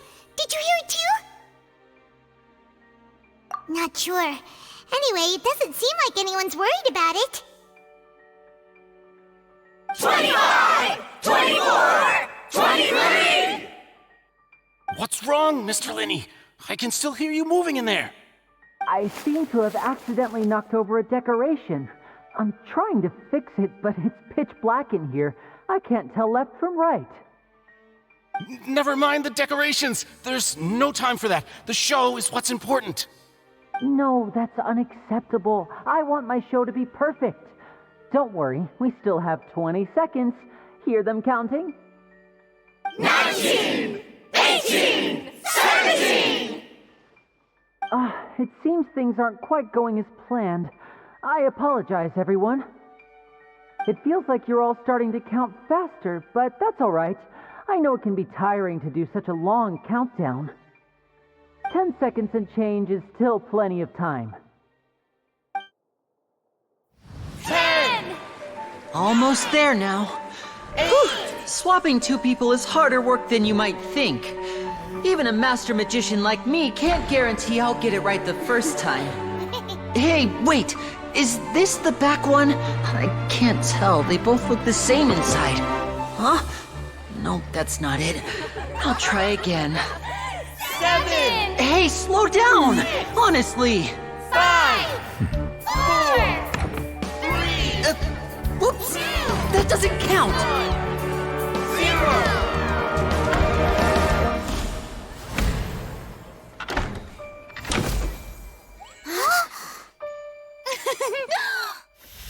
Ta-da!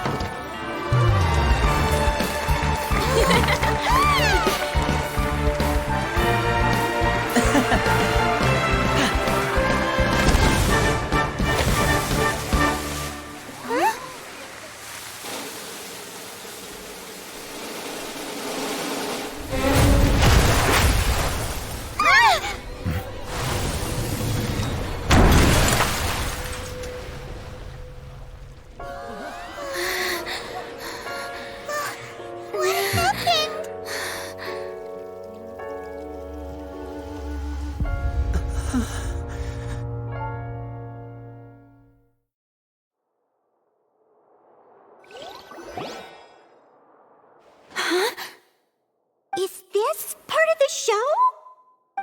Mr. Lyney, you're going to use magic to fix the stage now, right? What happened? Oh no. Maybe this isn't part of the show. The girl was still in that box, right? This performance is over. Medical staff with me. Guards, secure the scene and detain all the performers. Seal the exits. No one is allowed in or out at this time. Yes, that's right. If this was just an accident, then we must investigate the cause. But if this was all part of some scheme, then those accountable will not escape the judgment of the God of Justice. No need to be alarmed, you two. We'll get to the bottom of this soon enough.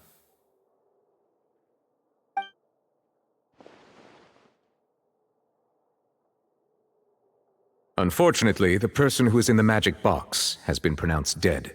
His name was Cowell, one of the assistants in Lyney's magic troupe. Apparently, the fireworks on stage ignited the ropes that were suspending the water tank, which then caused the tank to fall onto the stage. As of now, we are still not sure why we found Cowell in the box, rather than the guest from the audience. And after an initial search of the area, the guards have confirmed that the girl is nowhere to be found. It appears that this incident was not merely some mishap with the performance. And there are many indications that it is connected with the case of the serial disappearances of young women. The serial disappearances case? That's the case that Charlotte mentioned before!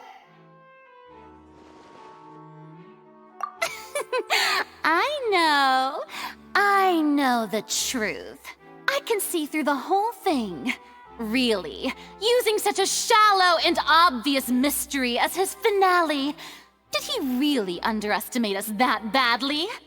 I say that our powerful magician, Mr. Lyney, is now the prime suspect for the serial disappearances case. Huh? Why me? This whole thing was an accident. No, this all occurred during your magic show, did it not? The missing girl disappeared after being chosen, did she not? The deceased is one of your assistants, is he not? Now that I think about it, that whole speech about magicians making things disappear was nothing more than a provocation, a bald-faced challenge. That can't be right! How could Lyney do this? He was in the box on the stage the entire time! We could even hear his voice! Besides, before the show, he told us that he would like to catch the criminal behind the disappearances! He couldn't possibly mean catching himself! Save discussion for a later time, please. Lady Farina, may I assume that your comments just now constitute an accusation against Mr. Lyney and his associates, and that you are pressing charges? Huh? I just think that he... Well, I think it might be a little early to talk about formally pressing charges. But what Lady Farina said just now makes perfect sense. Looks like she's gonna personally deliver justice. A kidnapping and murder carried out under the cover of a magic show. Lady Farina said it all. I mean, of course, my dear people. But what excites me even more than the obvious truth before our eyes is the opponent I'll be facing. That's right. I mean you, traveler. You'll support Lyney, won't you? After all, he was the one who helped you the first time we met. Then there's no problem at all. You know, the traveler and I already had a duel the first time we met. But with Lyney's help, our little duel ended in a draw. But draws really are the most boring possible outcome. So, no more draws. Between the two of us, there must be a clear winner and loser. And what better place to hold such a riveting showdown and decide the true victor than here, on the grandest of stages, the Opera Epiclese. Huh? It wasn't a draw. She obviously lost last time. I understand. Charges have now been pressed, and as such, a trial is in order. Well, traveler, seems Lady Farina has set you in her sights. But putting her dramatic rhetoric aside for a moment, I would like to ask you, are you willing to act as Mr. Lyney's attorney and defend him in this case? Very well. The trial will be held a day from now in the Opera House. Both sides may investigate the scene to build their cases and search for the truth.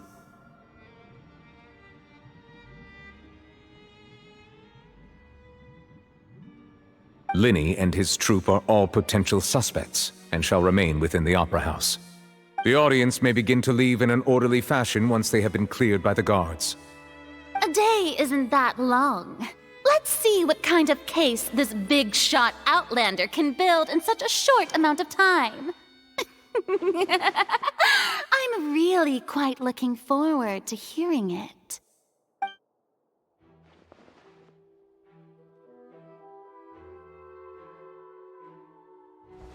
Lyney!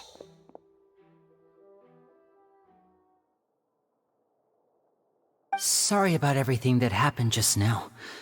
Were you frightened? Of course! Who wouldn't be scared after witnessing an accident like that? Yeah, I'm a little shaken up myself.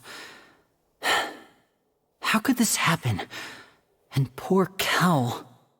I know you already claimed that you would defend me, but now it's just us talking. Tell me, do you think I could possibly be the murderer? Good to hear.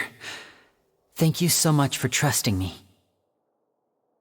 I'm sure everyone sees me as the biggest suspect at this point.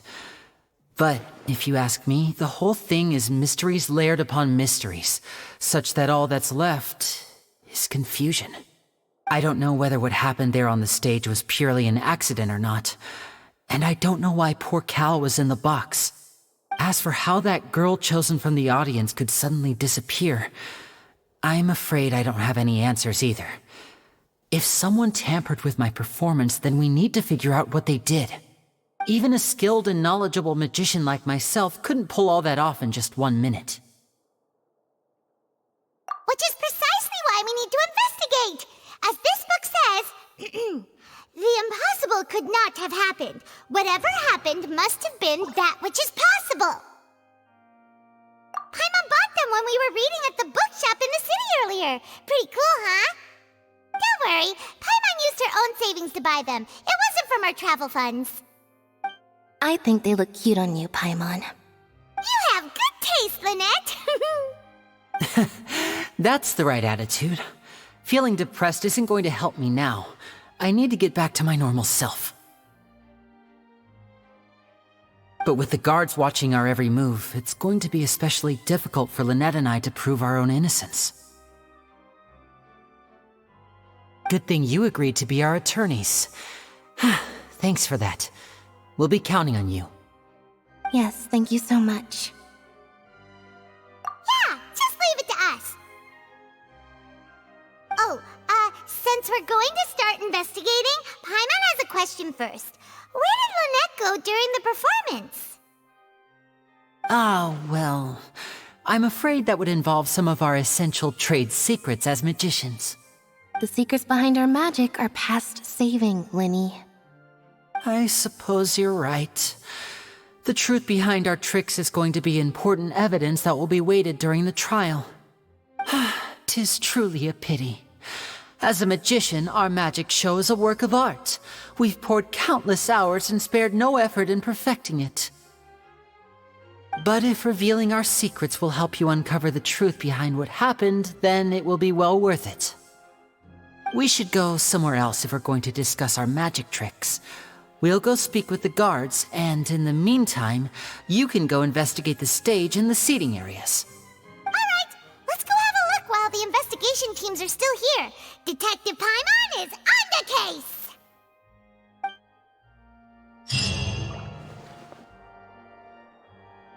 Hello, officer.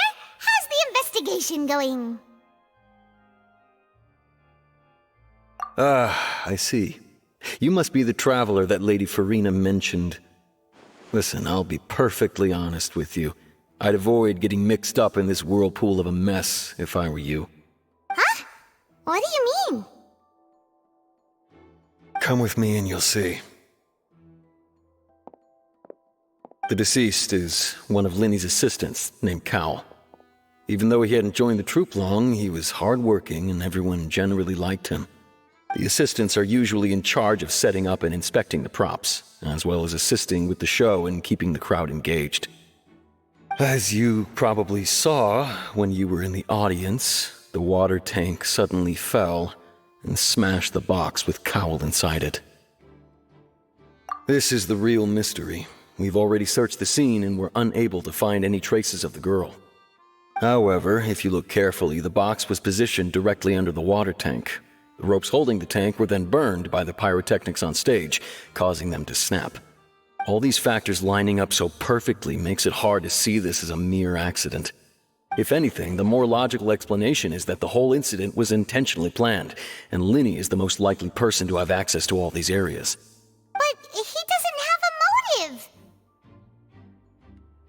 Are you both good friends of his? Well, you can't say we're good friends, but we've known each other for a little while. So in just a short time, he was not only able to win your trust, but even convince you to act as his attorneys. I know there's no such thing as magic. The real trick of a magician is holding the audience in the palm of their hand. I've seen a lot of cases, and I can tell you that people are the least reliable kind of evidence. Sorry, I tend to be pretty straightforward. Just know that I'm warning you for your own good. Anyway, you may investigate the scene of the crime yourselves if you're curious. Who knows, maybe you'll be able to come up with some new evidence.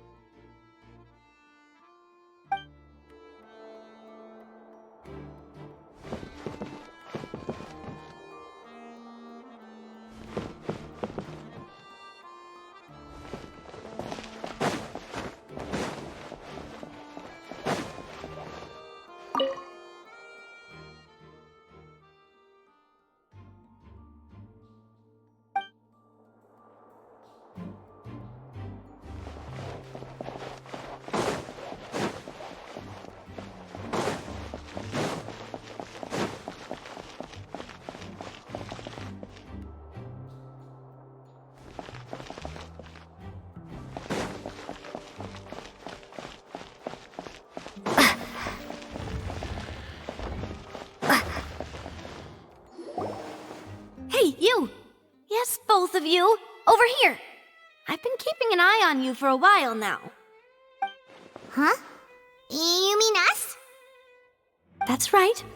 If I'm not mistaken, you're also among those who wish to cut down the thorns and pursue the truth. No? And by the looks of it, you're not from Fontaine. Well, you're right on the more about that one, but who are you? Have you never heard of the Spina di Rosula? From mediating disputes and providing protection to solving conundrums, you name it, Spina di Rosula does it. And I, Navia, have the honor of being its renowned president. Though those who play by our rules call me boss. I'm Silver, her attendant. Pleased to meet you. And I'm Melus. Demoiselle's various daily needs and affairs are under my purview. Huh? Boss? Demoiselle? What gives with the names? Well, I am the second generation president.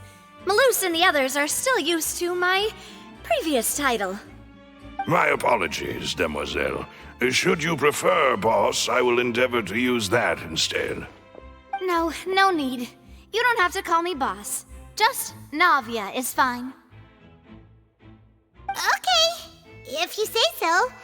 Not that we're members of Spina di Rosula anyway. All merely trifling details. Never mind. Now, back to the situation at hand. That's right. I've always kept an eye on the serial disappearance cases. My interest stems from a matter back from my father's time. Judging from the look of things, I find Lyney an unlikely mastermind. Really? We think so too! That's why we're looking for clues now. But how did you come to that conclusion? Intuition, naturally. My unparalleled intuition. Farina sure was quick to point the finger at Lyney without any decisive evidence whatsoever, wasn't she?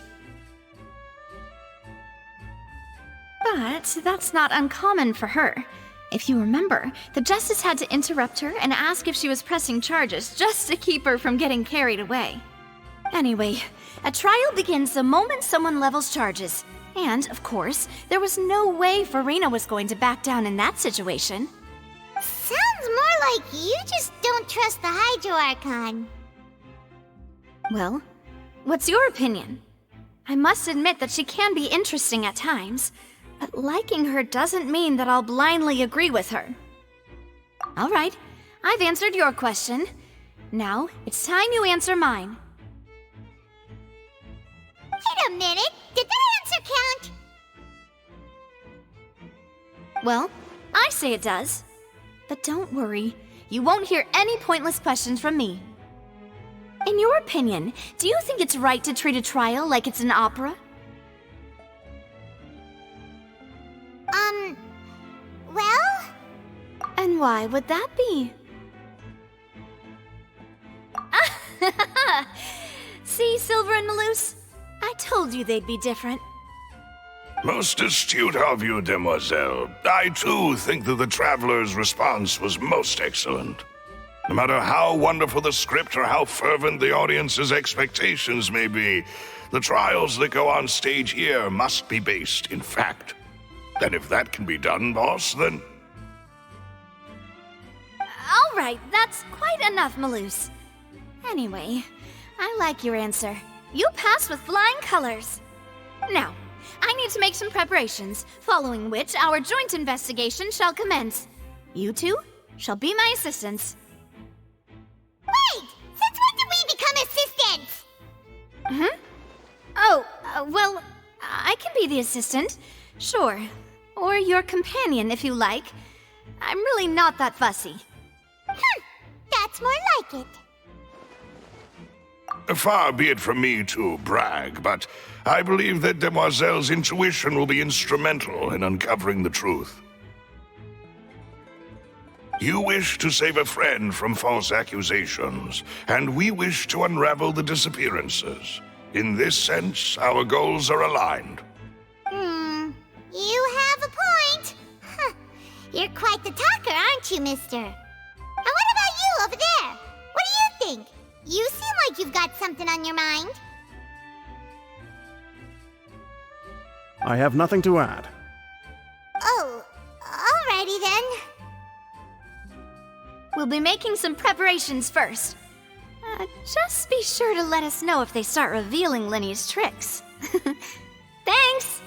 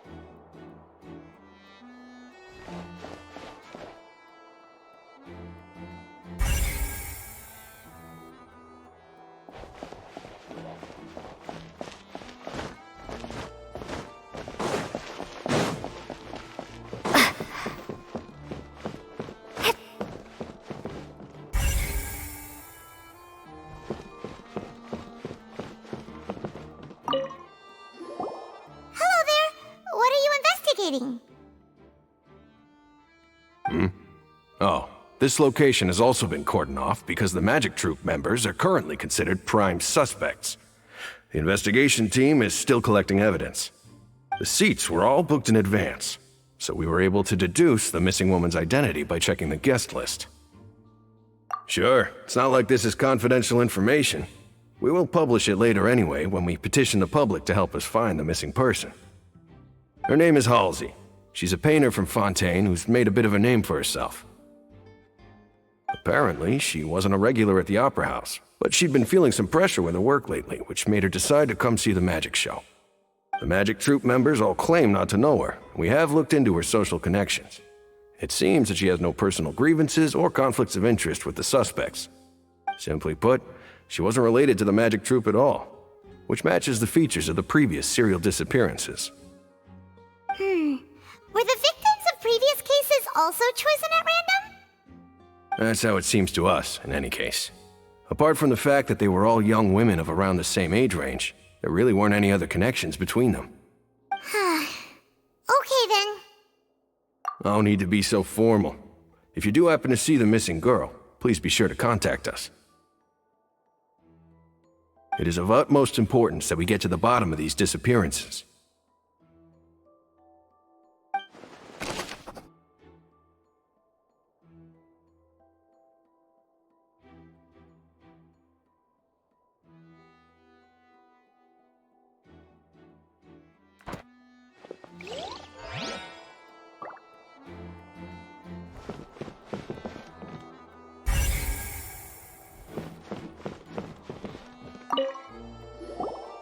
So this is the rope that broke and caused the water tank to fall. The rope looks pretty durable. How can it be burned through so quickly by fireworks? Why are you suddenly so serious, Traveler?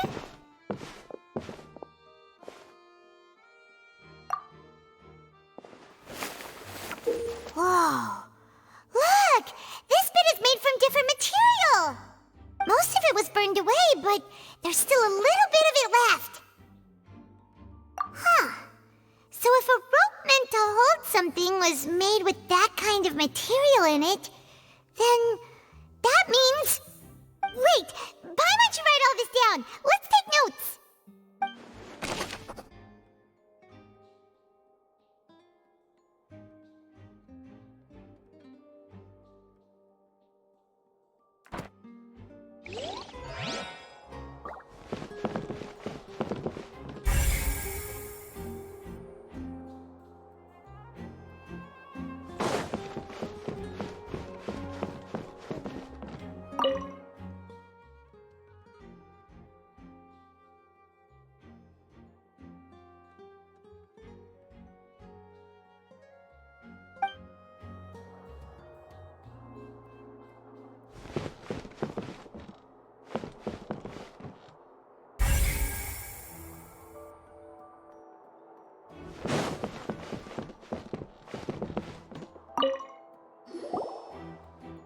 The investigation team has some new findings. Turns out there's an issue with the random number selector after all.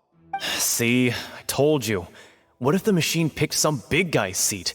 You think the murderer would have still made his move then? Sorry to interrupt, but we're helping Lyney and Lynette with their side of the investigation. What were you saying about the number selector? There's something wrong with it? You're trying to help them? That'll be a tall order. Lyney used the machine to pick a random member of the audience during his performance, right? The lucky girl that later disappeared. Well, we thought there might be a serious problem with the machine, so we had it taken away for further inspection. It turns out that the seat number it picked wasn't random at all. The machine picks that same number every time. I'm sure you already know that you have to make a reservation in advance to get a seat, regardless of whether it's a trial or some performance. In other words, Lyney knew who would be sitting where from the very beginning. That much checks out. Lyney reserved our seats for us too. Bet you see why I was saying it'd be tough to make a case for Lyney. Even though it's bad for Lyney's case, Paimon had better write it down.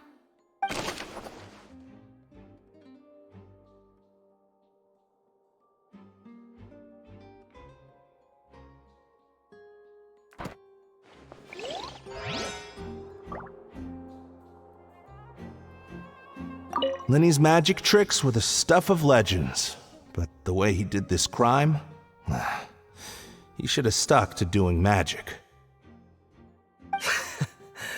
Look, doing magic tricks is one thing. Pulling off a crime is something else entirely. Maybe he was just too full of himself.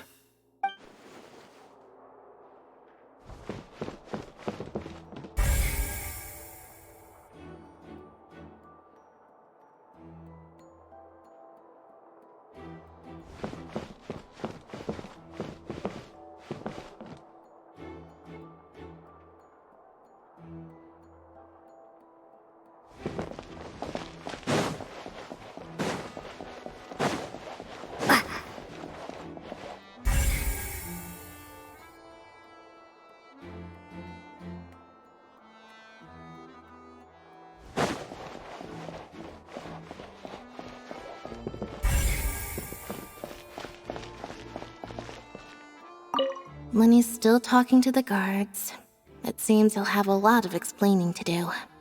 I think someone will be assigned to monitor us later, but that's alright.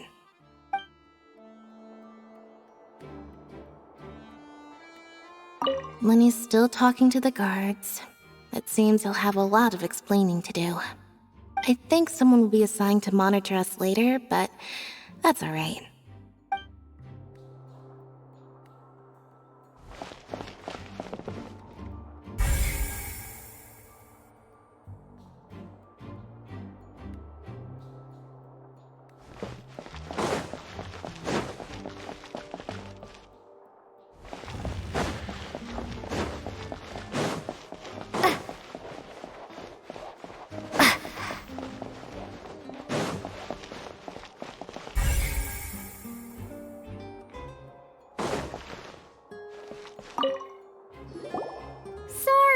but no one can freely enter or exit the Opera House at the moment.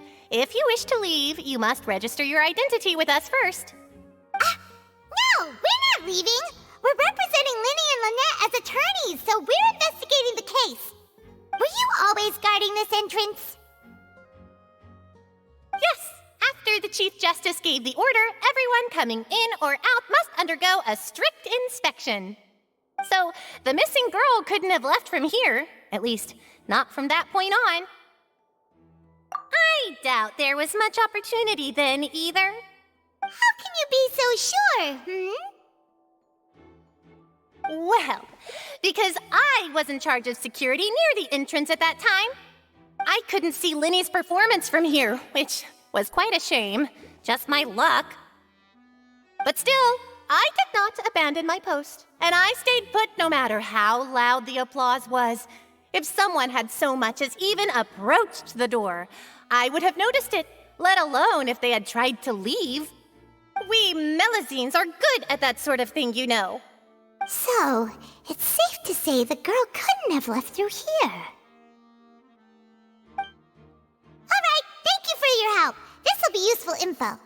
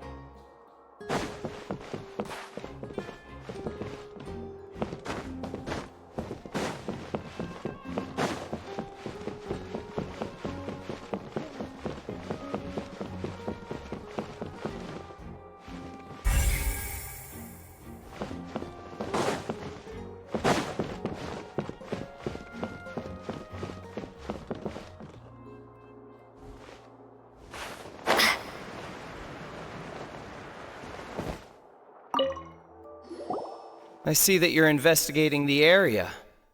Well, it just so happens that I'm interested too. If you find any new and interesting leads, be sure to share them with me, all right? We don't have too many thoughts yet.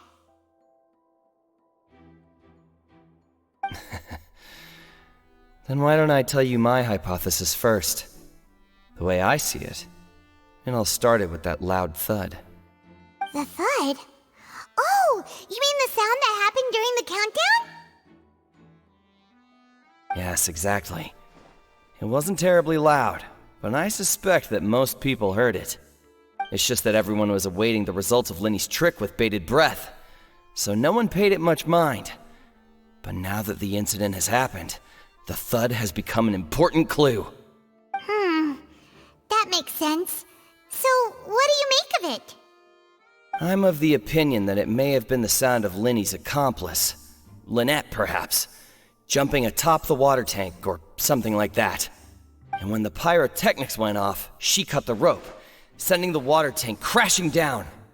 But wasn't the noise we heard too loud for that? Perhaps the balance wasn't right, leading to a particularly rough landing. Oh, that's true. I suppose I must reconsider. That does remind Paimon, though. What was with that sound?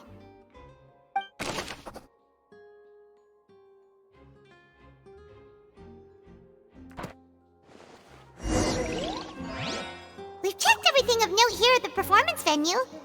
Paimon wonders how Lyney's discussion with the guards is going.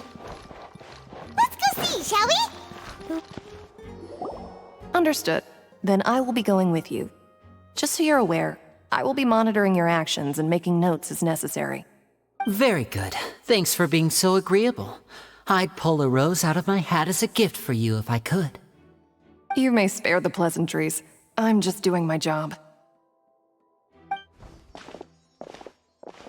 You've arrived. Who's this? Me? I'm Spina di Rosula's guardian angel. If you've got a problem, I've got the firepower. Sorry, I got a little carried away there. Call me Navia. I'm a partner of theirs, and will be helping investigate this whole situation. And these are my companions. Would you mind if they join as well? Fine by me. Oh, new helpers? I would be most grateful. Well, let's just say we're tagging along. It's not every day you get to see the secrets behind magic performed on such a large scale. I appreciate your kind interest. Come with me. We'll be heading below stage.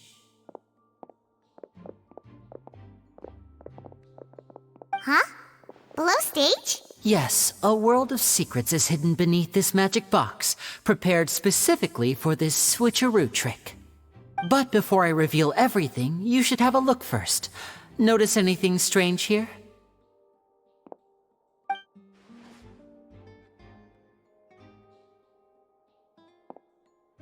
I'm not trying to be dramatic. Remembering the details of a trick will help you understand the methods used to perform it more easily.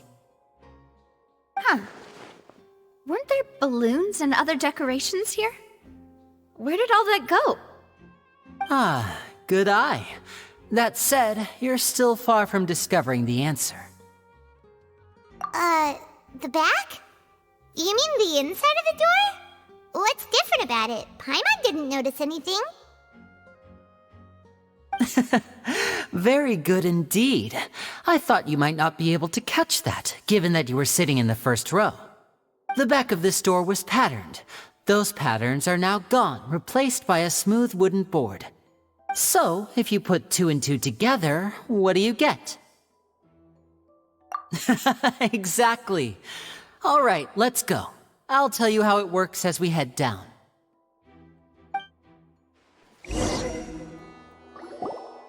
Oh, so there was a passageway under the magic box! I knew you'd figure out most of it as soon as you saw this place. The 2 magic boxes are positioned right above the 2 entrances of the tunnel. See this flatbed trolley? The box with the lucky audience member in it would be shuttled over to the other side using the trolley. This trolley can raise and lower and even rotate, ensuring that the box will face in the right direction. I see. So that's the purpose of the box inside another box. Precisely. The inner box would descend after the audience member was put inside and be moved along the trolley, all while the outer box would remain on stage as if nothing had ever changed. So that's how you did it! Once the box was lowered, the trolley would store some energy through this device here, with which it would complete the rest of the steps. The audience member would only be able to feel some slight movements in the dark, and by the time she walked out, she would already be back on stage. Right! You were talking that whole time, and you even came out for a moment near the end! Ah, yes. A phonograph operated by Lynette was used to achieve that effect. My assistant and I had already scripted our conversation beforehand. When the countdown began, I had already gone to the opposite box via a tunnel using that ladder. And what about Lynette? Where was she? I was in the mezzanine space in the back of the box. Oh, interesting! That's how we were able to coordinate Lyney's lines with the assistant. And, by the way, I was the one who walked out of the box at the end. I mean, we are twins. All it takes is a change of clothes and no one can tell who's who. And that's my favorite part of this trick. Only Lynette and I can perform it. So that's how it all worked! Wow, every detail you revealed was more amazing than the last! Lynette would briefly walk out of the box and then go back in, jumping into the tunnel and escaping before the box on the trolley could finish ascending. And then I walk out of the other box in the audience area, and the trick would be complete. The operative word here being would. But as you saw, Cal was in the box, not our audience member. She, on the other hand, mysteriously vanished. We really don't know how that happened. If not for that interlude, this would have been an astonishing trick. I probably never would have figured out how you pulled it off. And yet, to think that someone was able to use this magic trick to commit a crime. Could we have a look around? I think we can come up with some more leads. This is the scene of the crime, so Lyney and Lynette are not permitted to stay here. I'll escort them back up. Yes, of course. No need to be so strict now. I won't disappear into thin air, you know. Thanks, everyone. We're counting on you.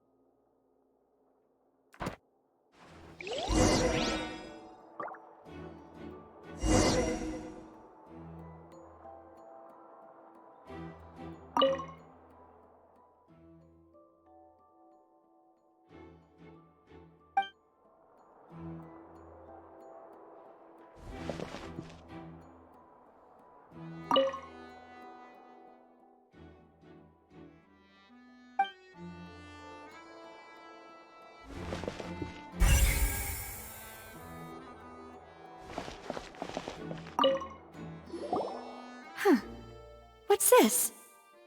Looks like a hook tied to the end of a rope. Huh? There's all kinds of odds and ends here. Perhaps it was a prop for a different trick.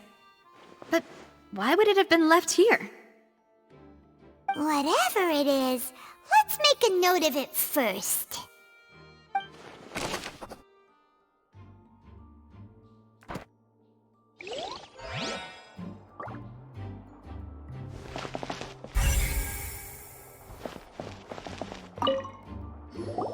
The floor is wet. Please be careful not to slip.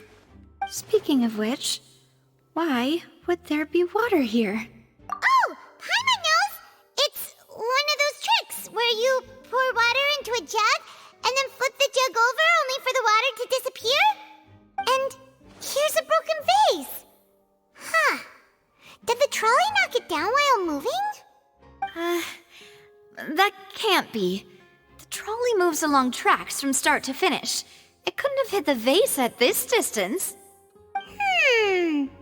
Let's note this down too and think about it later.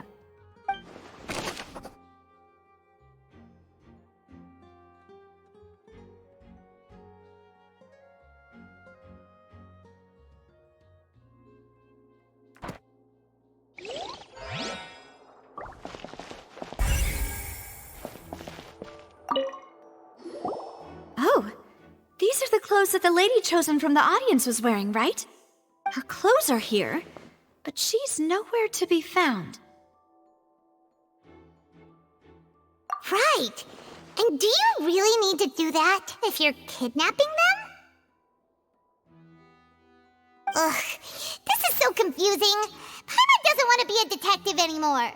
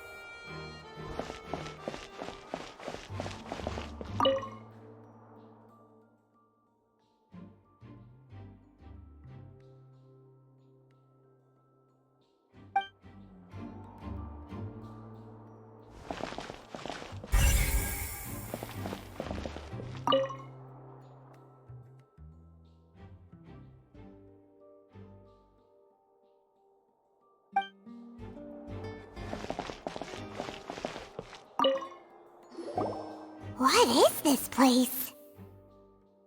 It seems someone could fit through here. Huh. Could this have been the suspect's escape route? Alone, perhaps.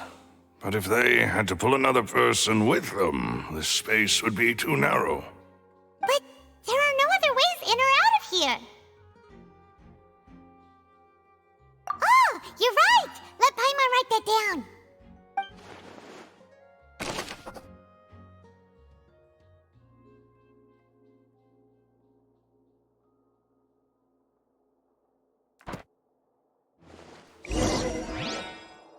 Seems we're just about done investigating down here. Yes. Let's head back up.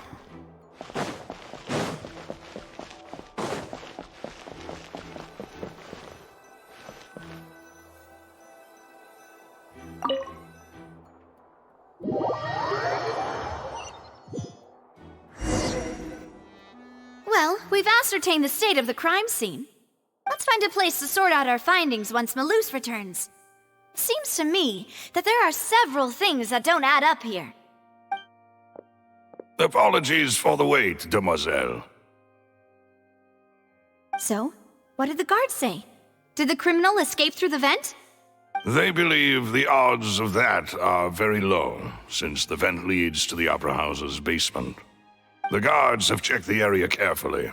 No one left through the basement during the performance or after the incident, and no one was found hiding there.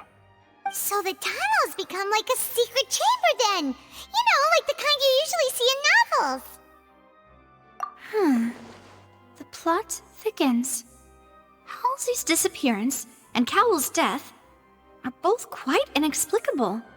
No wonder Farina was so confident in her accusation. All the current evidence points toward Lyney and Lynette. In other words, the charges are very likely to be upheld unless we make some considerable progress.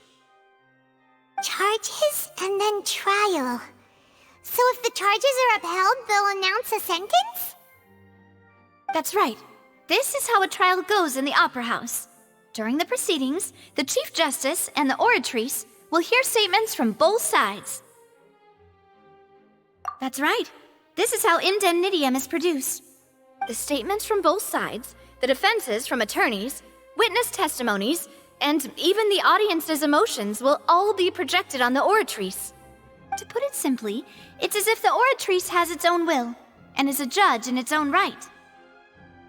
This also precludes any kind of favoritism on the part of the Chief Justice. Not that this has ever happened anyway. Once both sides have finished speaking, the Chief Justice will make his final decision.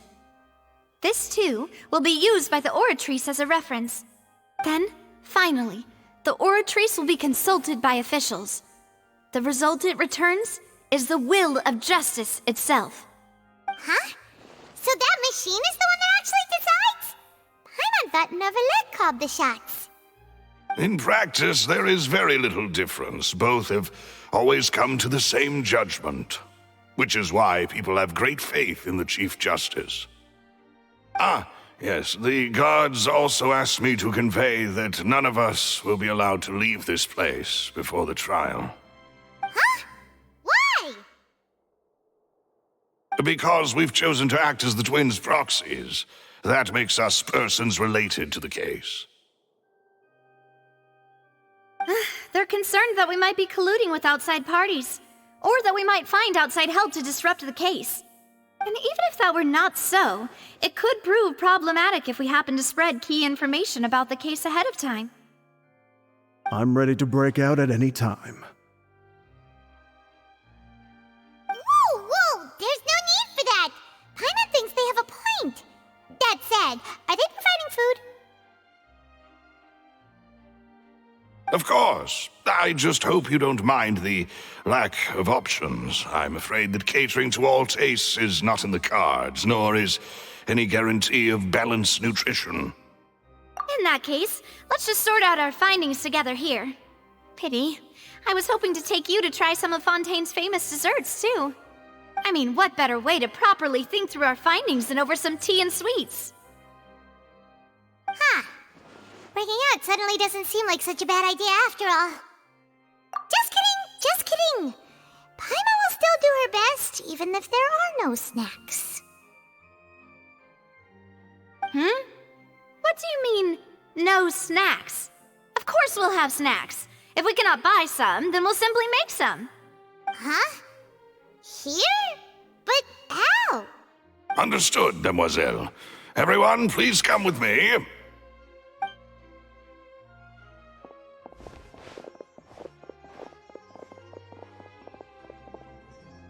Wait, you're carrying a portable stove with you? Yes, I must be prepared to meet the demoiselle's baking needs whenever the fancy strikes her. I have eggs, sugar, and almonds at the ready. Good work, you two. Then I'll get to it. Please sit tight for a moment. You'll get to taste my awesome snacks soon enough. These three are quite the interesting group.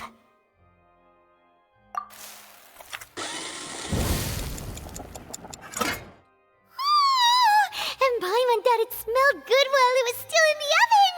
Oh, it's even better now. Paimon can't stop drooling. From the way you had these two guys carrying all that stuff around, Paimon thought you'd have them do more during the baking process. But you ended up doing the entire thing by yourself! Beating the egg whites, grinding almonds, everything! I was applauding. And I was giving encouraging smiles. Paimon was just thinking, aren't you worried about getting your fancy dress dirty beating egg whites and baking like this?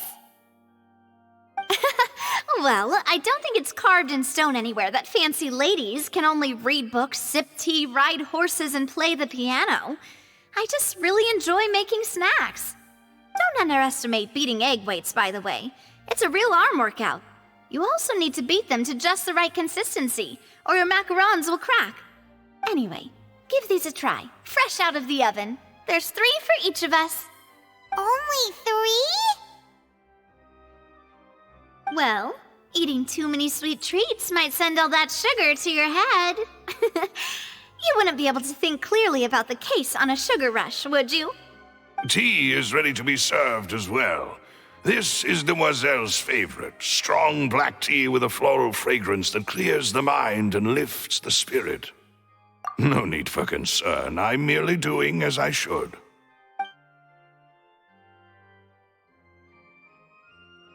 All right then, down to business. As Paimon mentioned previously, the tunnel seems to be something of a secret chamber. However, we can assume that Lyney and Lynette were not alone within it. Some criminal also occupied its sealed confines. The magician twins could have committed the crimes, of course, but they lack any logical motive. Exactly! Why would they do such a thing right when everyone was watching? The flower vase and the thud we heard during the performance could indicate some altercation between Halsey and the criminal in the tunnel, resulting in the shattering of the vase, the discarding of her clothes, and her abduction. Perhaps the criminal thought that since she was chosen from the crowd, she would be too easy to identify if she was still wearing the same clothes. Paimon thinks that makes sense, but the real trouble is... True. None of the clues we found thus far support the existence of this third person. But the only people left to consider are both technically victims, whether it's the missing girl, Halsey, or poor Cowell. Huh. Could Halsey have secretly made modifications to the magic props in order to murder Cowell before making her escape? That's right. And even if she had tampered with the setup, she would need to understand the entire trick to pull it off. Nor does she have any motive. The guards said that she has never had any dealings with the magic troop's members. Were we not thorough enough in our search? From the sound of things, this is turning into an impossible case. Your macarons are amazing, though, Navia. They smell great! They're nice and crisp and super sweet! They are my specialty, after all. And I see you've already had 5 of them. What? 5? Oh, that can't be be right. Paimon only counted 3, honest! Please don't worry about it. At my age, a few less sweets might actually be a good thing. No. Being greedy is one thing, but Paimon knows how to count. Besides, Paimon knows that if she ate too many, then others wouldn't have enough. Wait, even you don't believe Paimon? How could you? If Paimon ate those 2 extra macarons, then may they turn into stone in her stomach! All right, we get it. Well, I suppose one of us might have gotten too engrossed in our chat and eaten them by mistake. No big deal. Malus, set up the stove again, if you would. Huh? What are you doing? Making sure everyone gets 3 macarons, of course. Exactly. We don't want to trouble you. As you wish, demoiselle. And I have the egg, sugar, and almonds. Well, this really is your hobby, huh?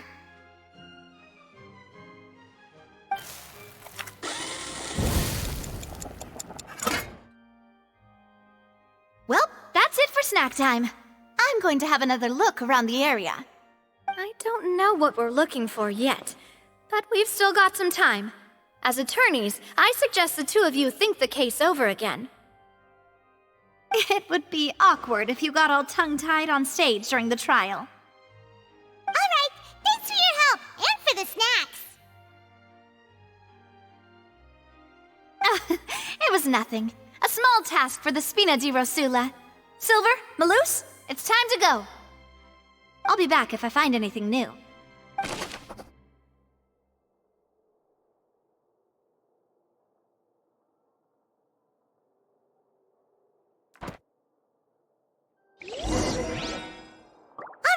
It's time to put our heads together.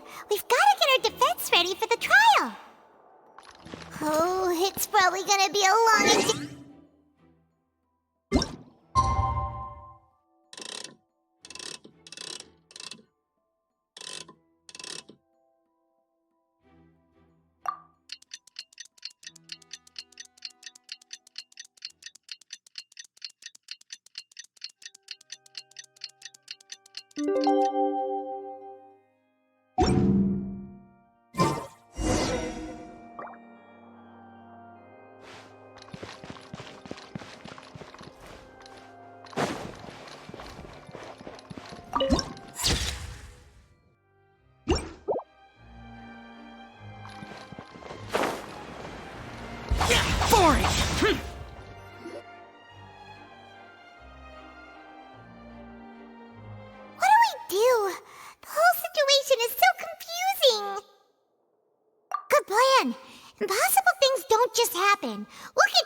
one way or another. Just relax. Even if everyone else suspects Lyney and Lynette, at least we will be supporting them from the stands. Besides, I doubt Farina understands any more about what happened than we do. Thanks, Navia. Well, we'll be going then. Best of luck to you.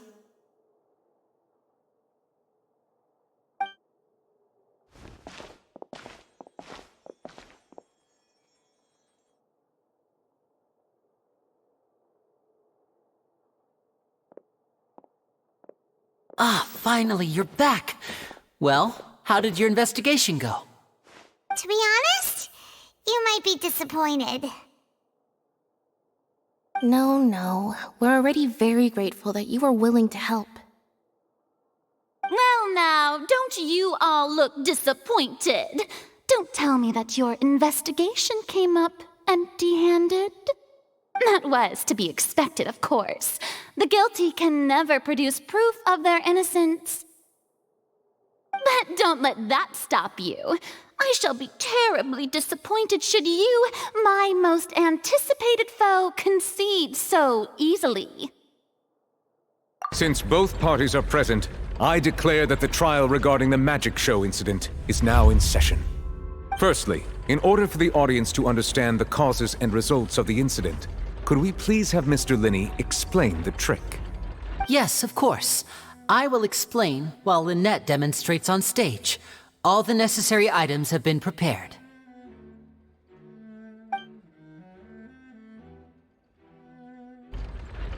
Thank you, Mr. Lyney. In that case, I take your statement to be that you ran to and remained hidden within the magic box in the audience stands once the trick began, and thus could not have committed the crime. Is this correct? Yes, that's correct, Your Honor. In that case, I call upon the prosecution. Lady Farina, do you wish to refute his statement in any way? Why, of course I do. Allow me to take the first shot and break this case wide open.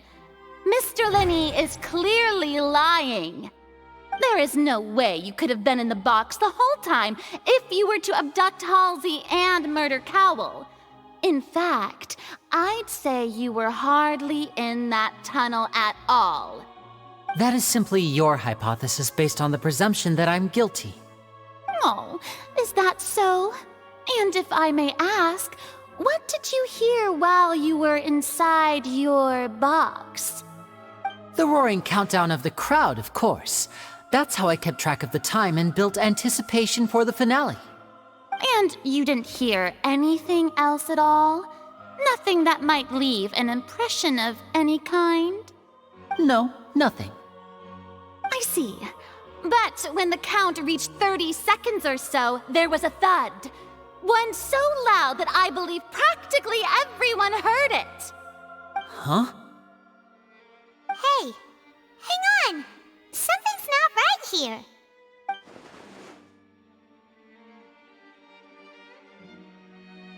Yeah, I'm sure he could have heard a noise that loud from inside the box. I was right by the box and I definitely heard the thud. Look at those scales. Could those mean... Well then, ladies and gentlemen, allow me to use the words of the magician himself. You never know what can happen in the blink of an eye. Indeed, it seems his alibi can also collapse in the blink of an eye. Of course, I have armed myself to do far more than smash your alibi. Confidence cannot go unfounded, and my foundations are rock solid. Tell me, aren't you and Lynette actually from the House of the Hearth? The House of the Hearth?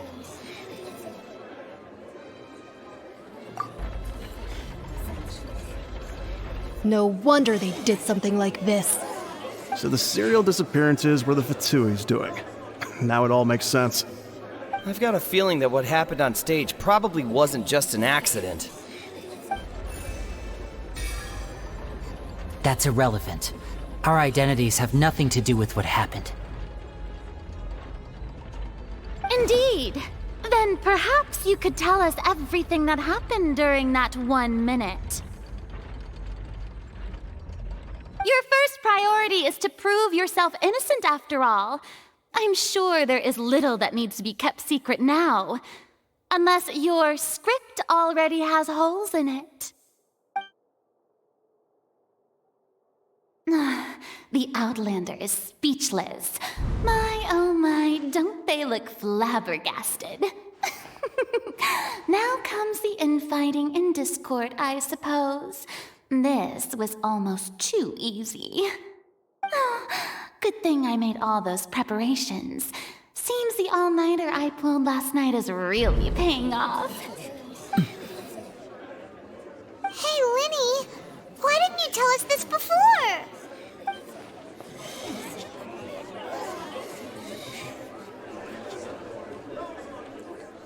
Order! Order! Mr. Lyney, allow me to re-establish the facts. Lady Farina has raised 2 points. First, when the thud was heard in the Opera House, you were neither in the box nor the tunnel. Second, you and Ms. Lynette are both members of the House of the Hearth. Are these claims true?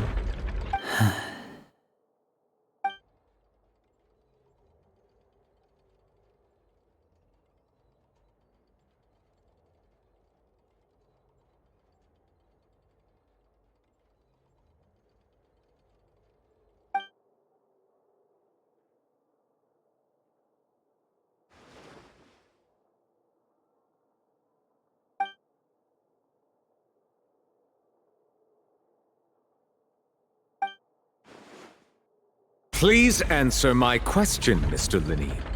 I'm sorry. Yes, they're true, Your Honor.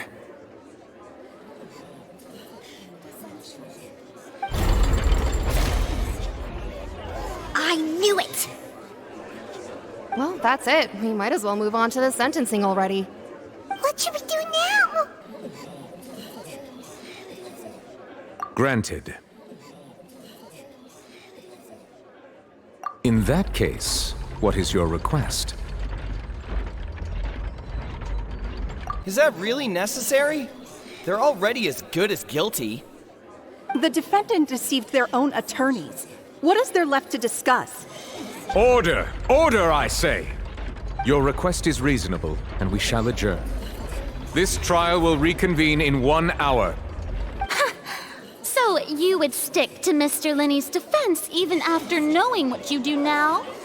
You certainly have more professionalism than I thought. In that case, my dear audience, let's allow the joy of victory to steep for a little while longer.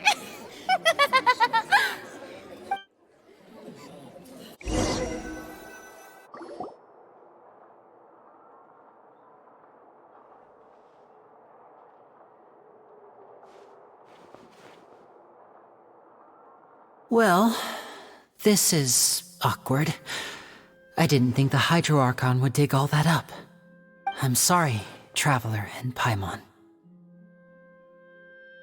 Yeah, sorry. Paimon doesn't know where to start. We trusted you two. We based our entire reasoning on the assumption that you weren't bad guys. Not to set the wrong tone or anything, but Paimon's really mad! I'm very sorry. I know you're angry, and reasonably so, but please, let me explain. I know you've clashed with the Fatui several times before. I wouldn't be surprised if just hearing the word is enough to make you upset. But our organization is very, very large, and the Harbingers have very different personalities and goals. Right now, we want to save people. As many as we can. That's right. I'm sure we're on the same page when it comes to this nation and the disaster that its people might face. I knew if it weren't for our respective identities, we could become good friends. That's why I didn't wish to flat out lie to you, but chose to hide some details instead. The truth is very important, but being completely transparent about everything would see us spending more effort than we need to. Right. So, you be the judge. Heck, if I were you, I fear that I'd even struggle to trust me at this point. You met a Fatus who works as a magician, a trickster by trade. All by coincidence, too. But still, I'm asking you to trust me. I am no criminal. At least, not in this case. Sorry. Please forgive us. Well, you both say that, but... Right, let's hear your answer first, and no lies now! Of course. I'll answer any question you ask. We've been trying to find out how the Oratrice operates. We want to know why it has a consciousness. Why can it deliver sentences accurately? During our investigations, we learned that the machine's core is beneath it. From that moment on, Lynette and I have been designing this box swap trick, with the objective of getting close to the core. Is that why you needed a whole minute? That's right. In truth, the audience would take about 75 seconds to count down from 60, while I would only need 15 to get to the opposite box. So, after jumping into the tunnel, I accessed the Opera House basement via the vent, and went to investigate the room in which the core is stored. That air vent was created during the construction of the tunnel specifically to execute this step. Well, nothing. As soon as I reached that room and was about to investigate, I heard someone's voice. Which should have been impossible, of course. I was quite certain that I was the only one in the room. That voice seemed to recognize me and tried to speak to me. I chose to err on the side of caution and retreated the way I came.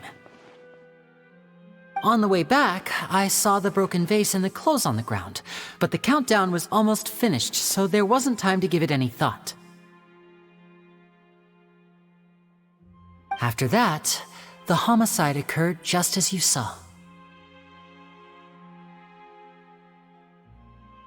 Well, that explains why you didn't hear the thud. Because of that prophecy I told you about, of course. We must know all we can about this nation's secrets in order to deal with that prophesized crisis. That's the only way we can save everyone. So, there you have it. The whole truth. I swear, I didn't hide anything from you this time. It was never my wish to proceed under this cloud of mistrust either. But like I said earlier, you can be the judge. If you want to leave because you don't trust the Fatui, there's nothing I can do to stop you. Well, Traveler, you decide. Paimon will follow your lead however you choose.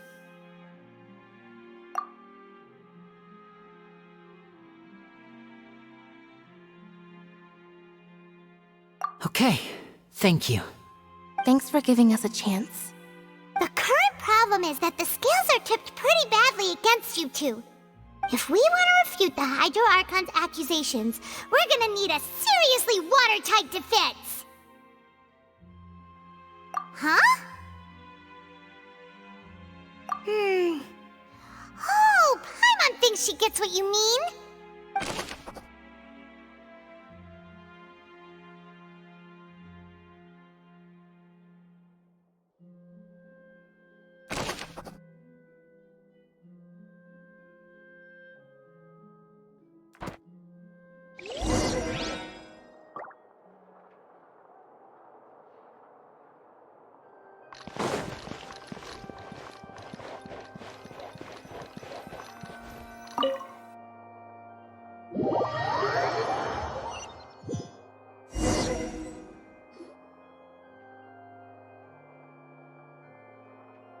Both parties have returned to their positions.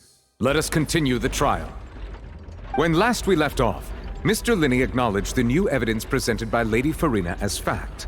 Therefore, Lady Farina may continue stating her reconstruction of the events. Ugh, that took long enough. Now then, if everyone would lend me their attention. At this stage, let's revisit that scene from Lyney's perspective.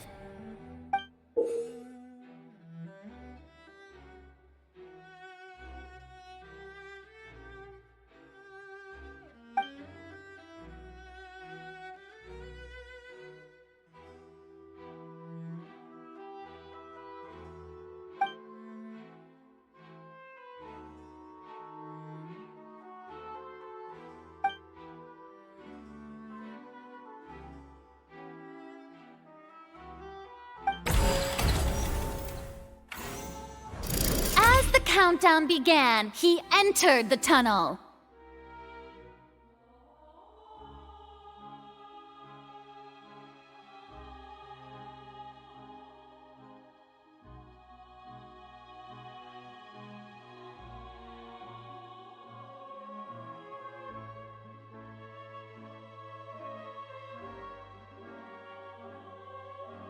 When the flatbed trolley passed, he opened the box and got into an altercation with Halsey, which caused the loud thud.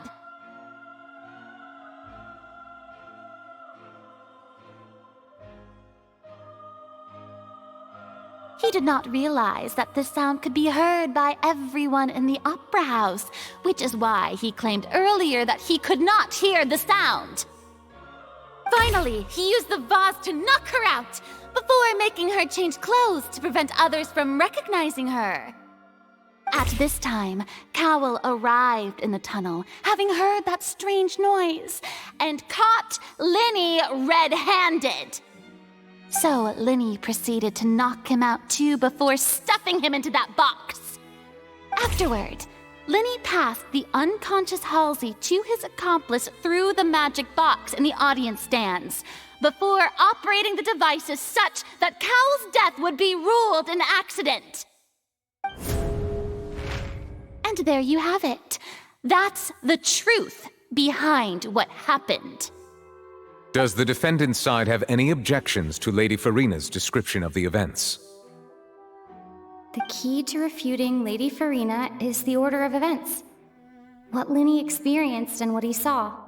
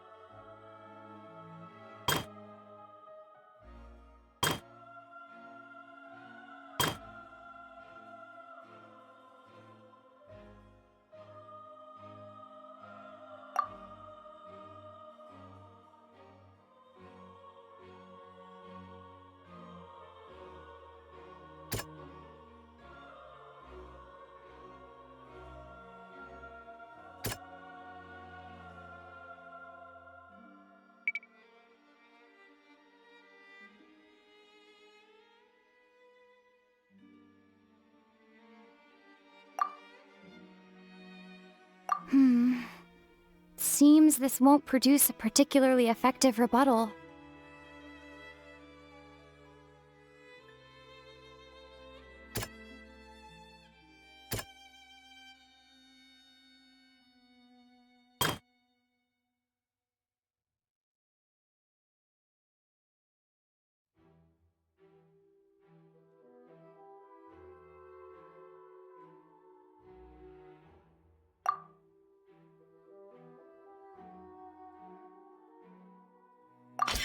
According to Lyney, he left via the vent after entering the tunnel. He could...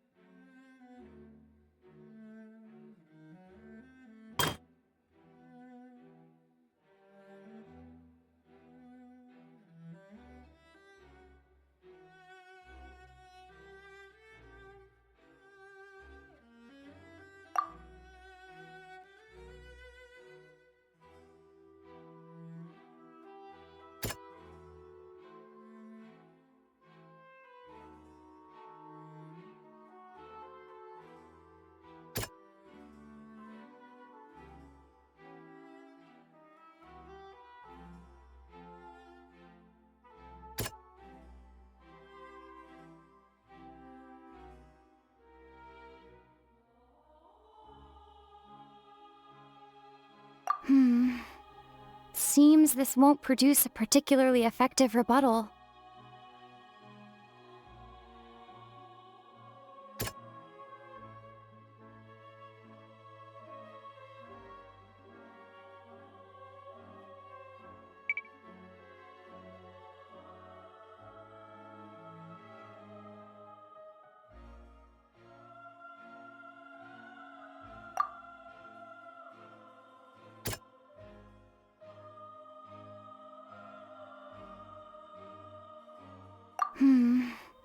Seems this won't produce a particular...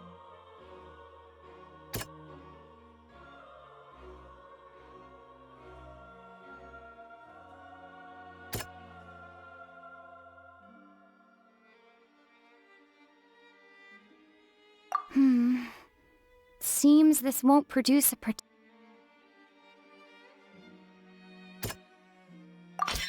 Lyney went to the room that contains the Oratrice's core. This is the actual truth.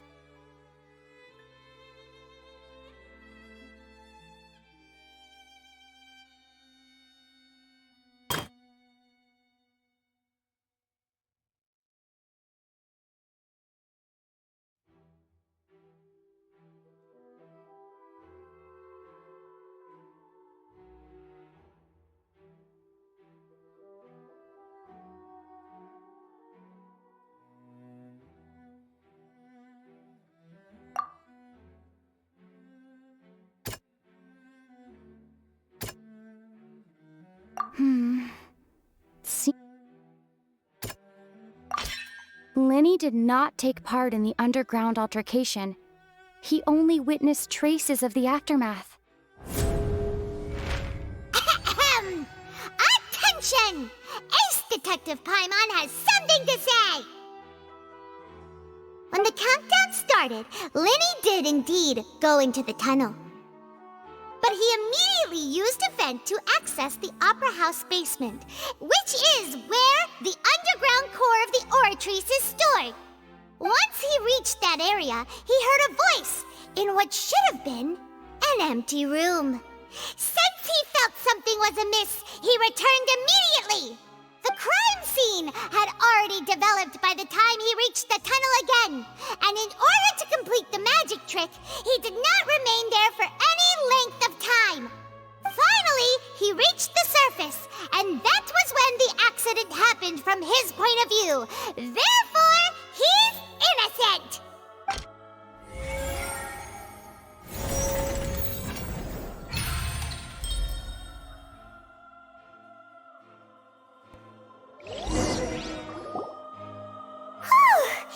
Paimon did it! Paimon actually managed to say all that!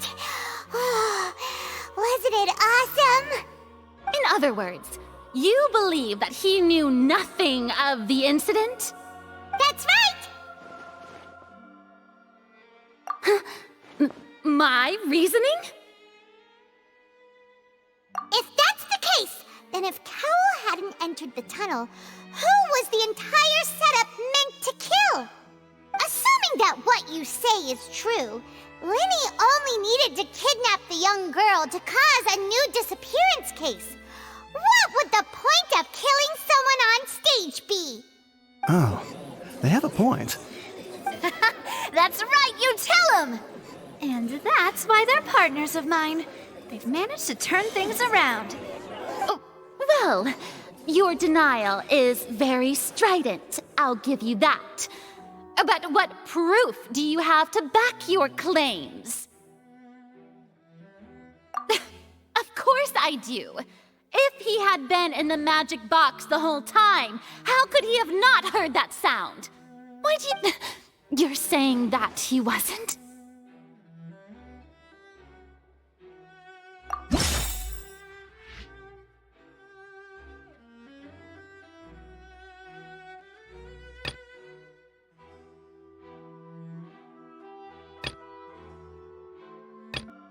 That's right! Lyney wasn't in the box or in the tunnel. That's why he didn't hear anything strange during the performance. This means that when the crime happened, Lyney had already entered the basement via the vent. The same clue you used to disprove his alibi has now become the best proof! How do you like that? Well played. To think you'd use such logic. Well then, if it wasn't Lyney who committed the crimes, then who was it?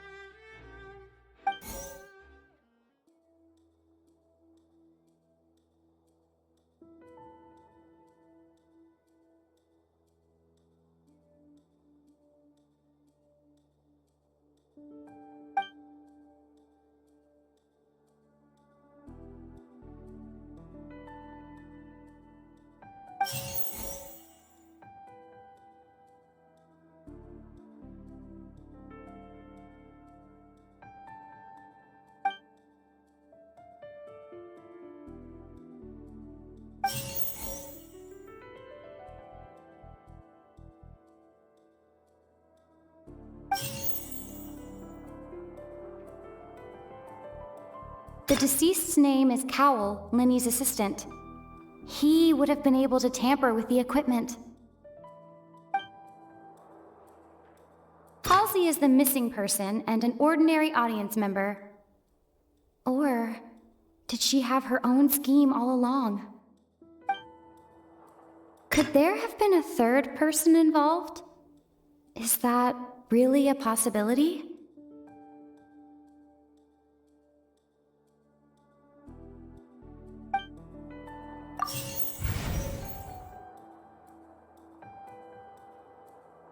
Halsey is the missing person and an ordinary audience member.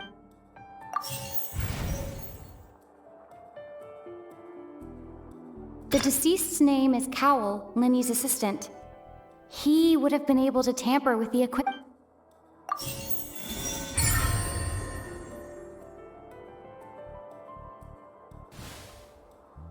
Huh?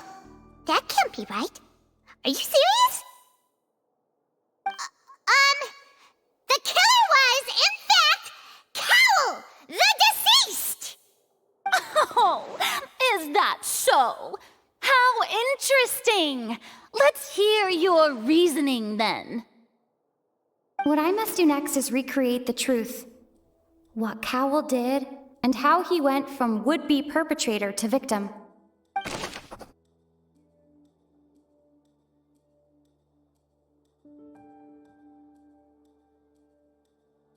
No one entered or left the opera house through its entrances.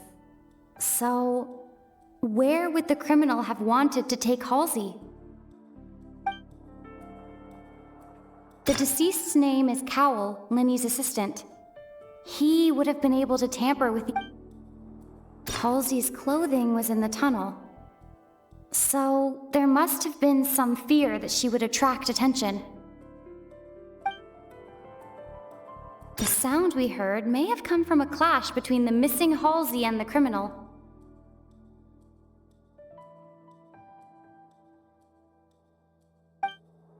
Lyney was not in the tunnel at that moment, which gave our criminal ample time.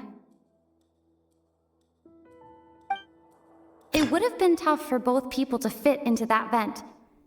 They would likely have bumped into Lyney as well.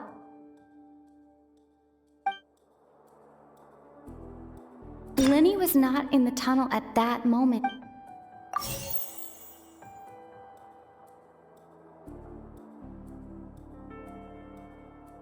The sound we heard may have come from a clash. Halsey's clothing was in the tunnel. It would have been tough for both people to fit into that vent.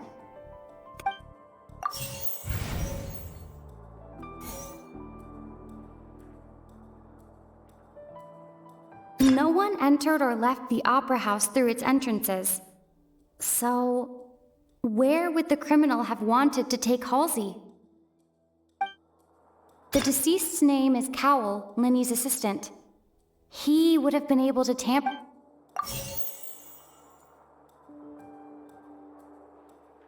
Halsey's clothing was in the tunnel.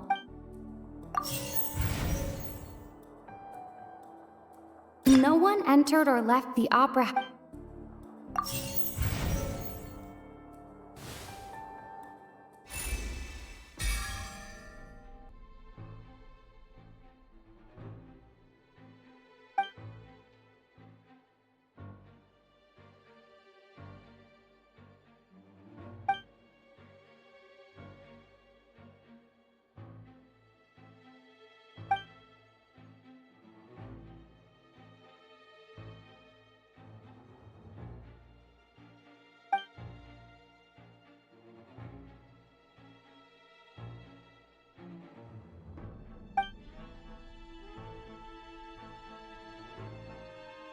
What's wrong, Traveler? Are you still having trouble figuring things out? I see how it is. So this was all just a bluff. And here I thought you had something to show for it. But it seems you're still far from the truth. Look, since we're at a dead end, why not consider a different track? Just like the trick as it transpired, the end result must have been utterly different from the magician's initial design. If only we knew how Halsey disappeared. Well, that would be nice, but the tunnel only has 3 exits, and none of them seem very likely. And it's not like this is a magic trick where you can just make a real live person disappear. You know, like you did from that water tank, Lynette.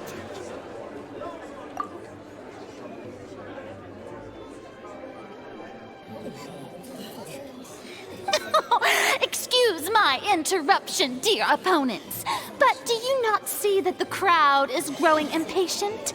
There is no greater sin in this opera house than an awkward delay in the performance.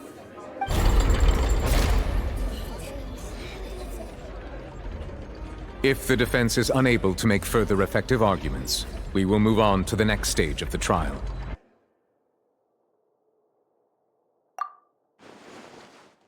Lyney was not in the tunnel at that moment, which gave our criminal ample time.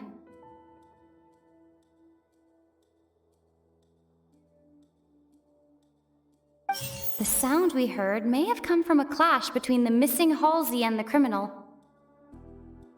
The deceased's name is Cowell, Lyney's assistant. He would have been able to tamper with the equipment.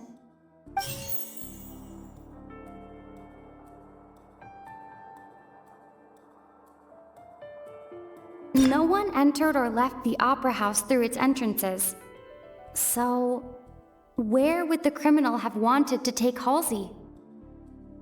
Halsey's clothing was in the tunnel. So, there must have been some fear that she would attract attention. It would have been tough for both people to fit into that vent. They would likely have bumped into Lyney as well. The vase was not broken by chance. It was used to cover important evidence. The water.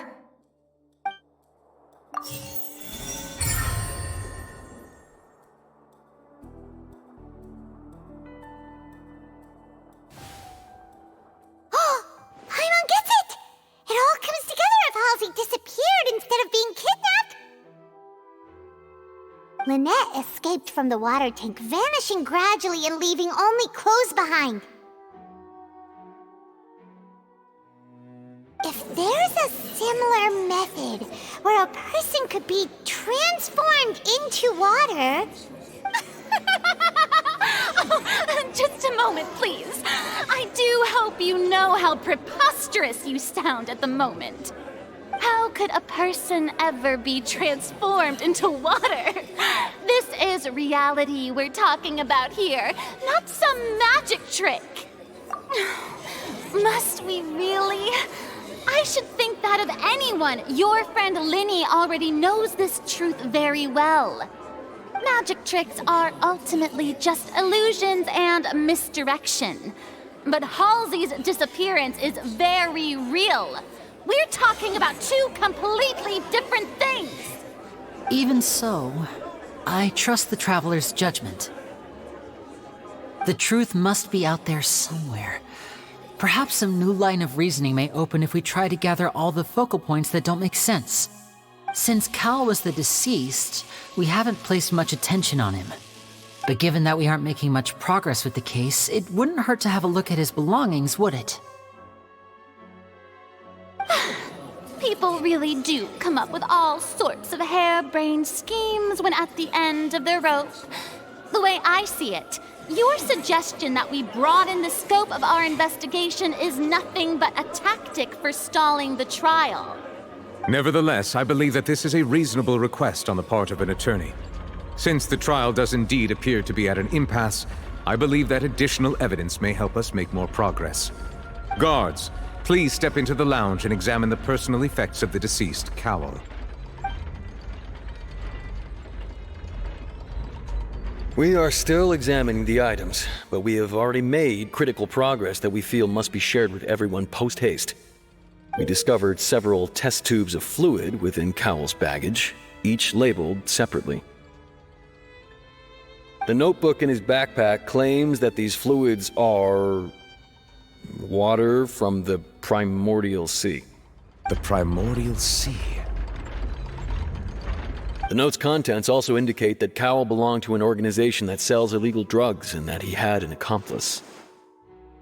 The notebook has many entries concerning safe usage of these fluids, in which the keyword dissolve appears many times. One of these tubes was labeled Opera Epiclese, along with yesterday's date. It is empty. The notes also state that these dissolution properties work exclusively on people from Fontaine. It's likely that Halsey was chosen as some sort of test subject. As such, we believe that the defense's hypothesis is, in fact, supported by sufficient evidence. You've got to be kidding! People dissolving into water? Could something so ridiculous actually be true? Wait a moment. This reminds me of a certain prophecy, but it's just a coincidence, isn't it? Huh. If people can become water, does that mean that the water tank's real use was as a means to hide water stains? And if Cowl was targeting that girl... Wait just a minute. Could that mean... You two, with me, quick! Demoiselle, wait! What about your partners? Let's go. Just trust me. Order! Order! It is undeniable that further examination of the deceased's personal effects has yielded some surprising results, but we cannot yet verify the veracity of these clues. Still, let us assume that these clues are indeed authentic, albeit with the understanding that Ms. Halsey has yet to be found. Guards, please continue examining the items along these lines. Mr. Lyney, it appears your hypothesis is supported by the evidence, so please continue speaking. Of course. Thank you, Your Honor. If we uphold this hypothesis, I believe that many of this case's seemingly unrelated clues can be connected together. Right! Like the metal hook! That one didn't make sense at all. Let's think about this. Cowell's methods must have something to do with that water from the primordial sea.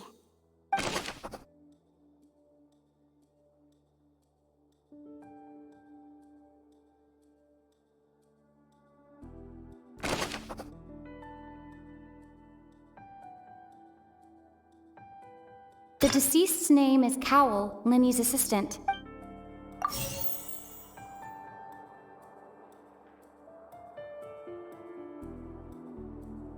The water from the primordial sea...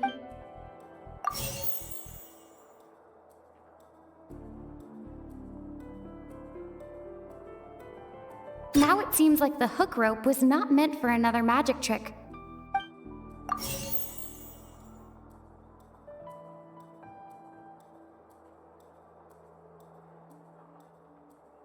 Lynette was in the magic box on stage the entire time. I remember there was something else within the inner layer of that box. Lynette was in the magic box on stage.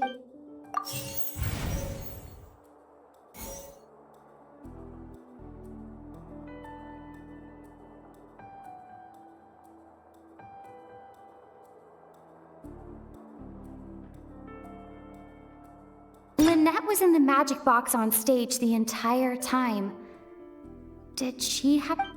I remember there was something else within the inner layer of that box.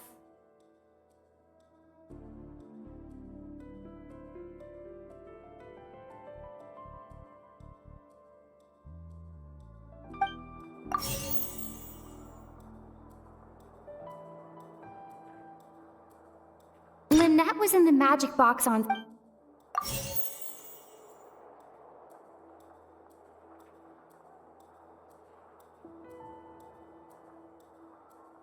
Now it seems like the hook rope was not...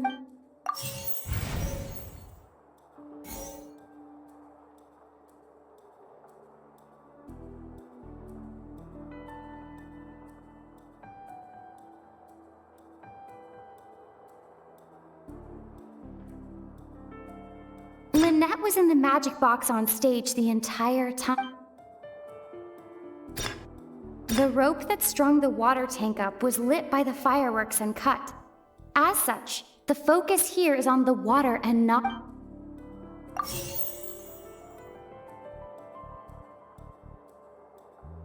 The water from the primordial sea should...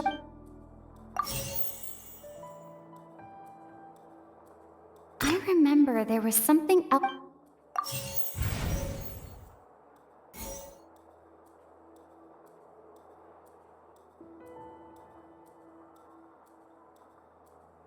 Now it seems like the hook rope was not meant for another magic trick.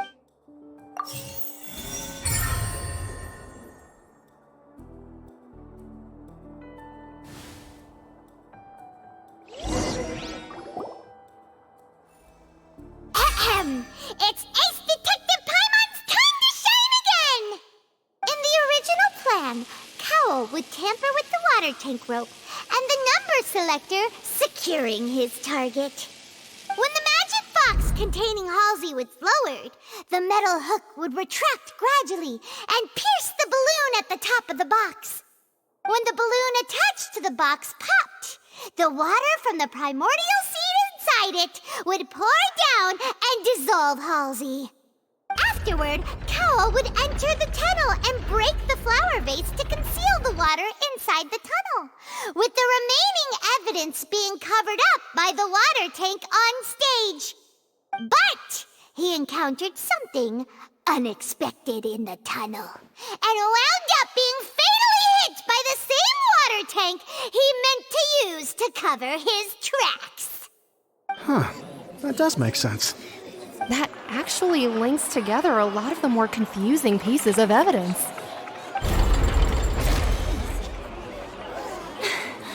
Oh dear, what do I do? Even I think they sound convincing now. Have I falsely accused an innocent person? What a humiliation. Now, it seems like the only point of contention remaining is the exact circumstances that led to Cowl's death. His notes mentioned he had an accomplice who could be related to the situation. On that note, the guards have just contacted me indicating that they uncovered new evidence. I shall now invite him on stage to share it with us. Thank you, Your Honor. We were just inspecting the luggage of the other people involved in this case. And we found an identical sample of the water from the primordial sea among Lyney's personal effects. What? That can't be. Oh, I see. Well, how wonderfully comedic to have your own counterattack only to come back and wound you. Does this not clear all doubt? My dear citizens, my loyal audience, allow me to present my reasoning and bring this performance to a swift close.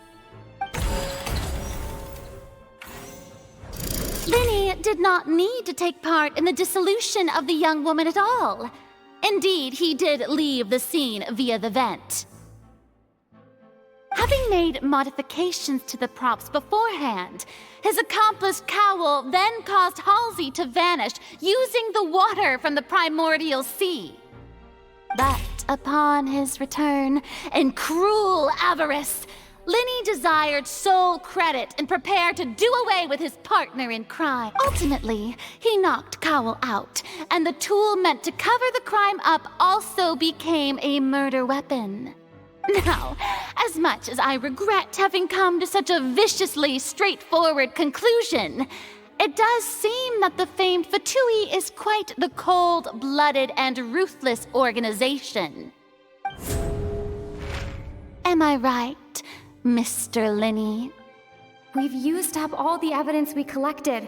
There's no way for us to make a rebuttal here. Is this the end of the road?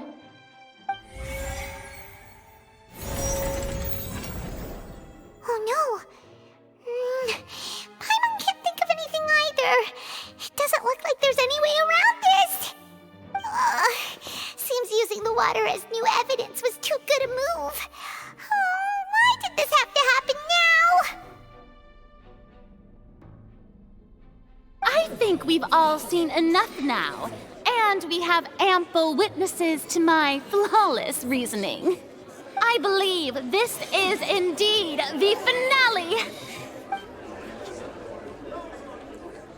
Now then, my good, noble Chief Justice, should we not, in your view, move... Excuse me, everyone, but I must interject. Miss, I must ask you not to shout, and to respect the ongoing legal proceedings. Oh, come on. Don't be hasty. I have a good reason for interrupting, you know. Now, would anyone here like to take a little break from all this debate and see a little magic? I'll show you an amazing trick. One that can bring a young woman who has disappeared back in the flesh, right before your very eyes. Please, do the honors, Mr. Lyney, if you would be so kind. What in the world is she saying? No offense, miss, but miracles like that are beyond my scope as a magician.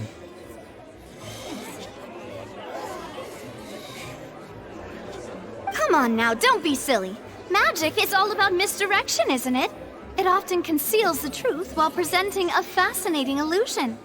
But once everyone believes the illusion, can't magic reveal the truth to them once again? And wouldn't such a trick be the most marvelous finale to today's performance? Come on, Lyney and Lynette. Give it another go. Don't worry. Spina di Rasula has made the necessary arrangements on your behalf. But as the magic makers and stars of the show, I think I should leave the final performance to you. I understand.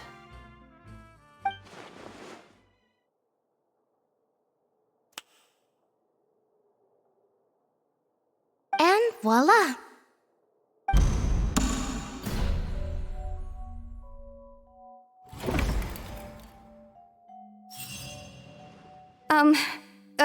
Sorry for the interruption. Wait, isn't that Halsey? So the whole thing about people dissolving wasn't true after all? To be clear, I'm only here because this person told me that if I testified, the merit of doing so would lessen my sentence. I was hiding outside this room listening to the proceedings because I was afraid that I would be the one put on trial. I was just feeling happy that no one had noticed me, and then before I knew it, she caught me. That'll teach you to underestimate us three. Where should I begin? I'm sorry. I'm the one who killed Cowell. I admit it. What? Why? Firstly, my name isn't Halsey. It's Lillian, and I'm originally from Mondstadt. I heard that Lyney's show was going to be a real thriller, but I missed the chance to buy a ticket, so I stole one. That's how I make a living. I steal stuff here and there, and I'd never been caught before. But I was noticed at the harbor a few days ago, and I barely got away. Lyney was the one who caught me in the act. Hey, no wonder you look familiar. So you were the thief! Lyney even mentioned that you were pretty skilled. Well, and I thought that would have been the end of it, but then the number selector chose me. He even mentioned the Fortress of Meripede. That's a prison, isn't it? So you can imagine how shocked I was. I thought he was onto me for sure. So I played along with the show while looking for an opening to flee, but then I got water poured on me for no reason, and then someone jumped into the tunnel to nab me. I wasn't going to take that lying down, so I knocked him out and stuffed him into the box. There was nowhere to run from there, though, so I had to change my clothes and hide in a box containing performance costumes. I slipped out after the first guard arrived at the scene and continued hiding inside the opera house. Can a person even hide in there?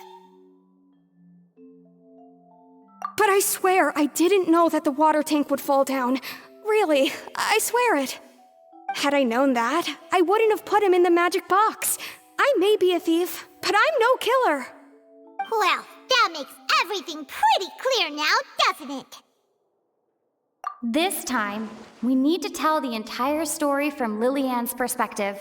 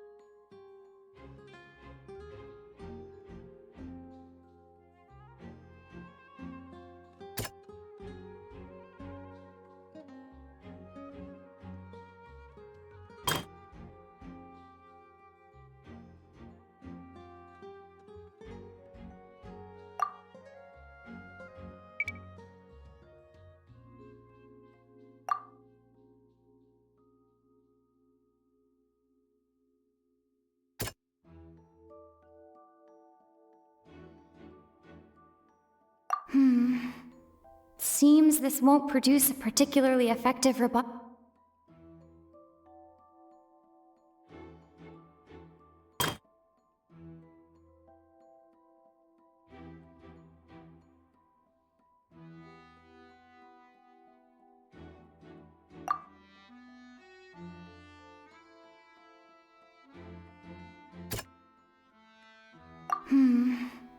Seem...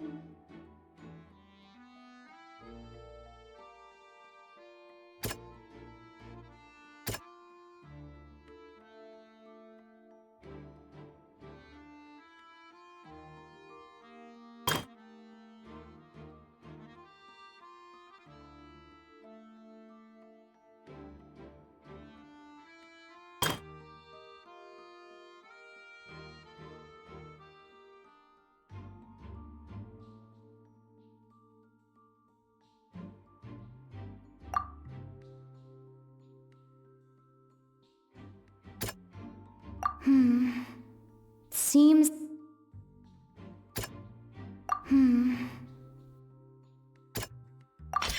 The strange sound...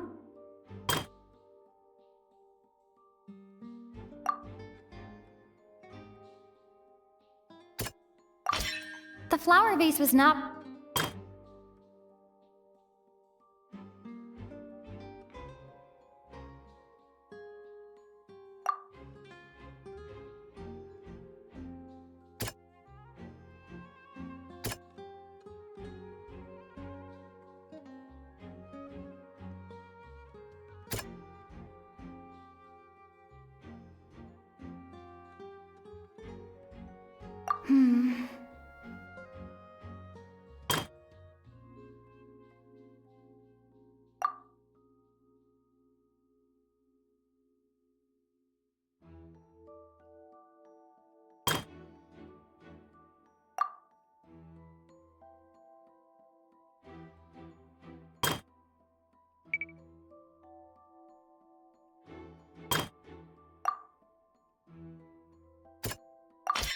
Lillian was afraid that she... And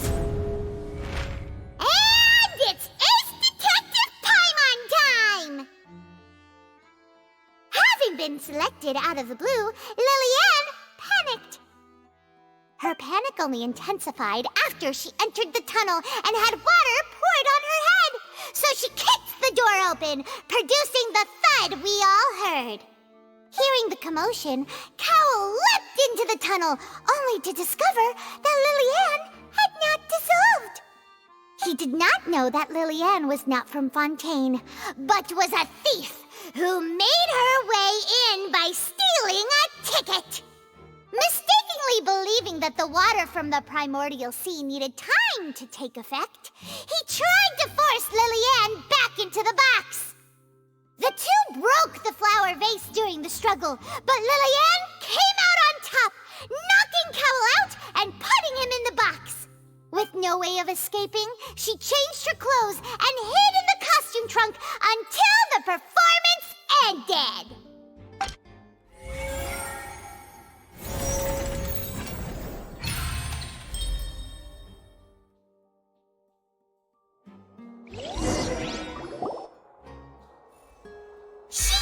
That she would have to go through guard inspection if she tried to leave afterward. So, she has been trapped in the opera house these last 2 days. She had already become desperately hungry by the time we were chatting over macarons. So, she swiped 2 of them right under our noses.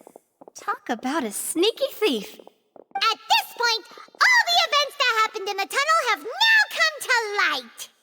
Ah, so that's the whole story. Bravo! Bravo! Now then, Lady Farina, do you wish to speak against the defense's statements? Please answer the question, Lady Farina. Also, if I may add, the trial has not yet ended. As such, I request that the prosecution not leave the room before the proceedings have concluded.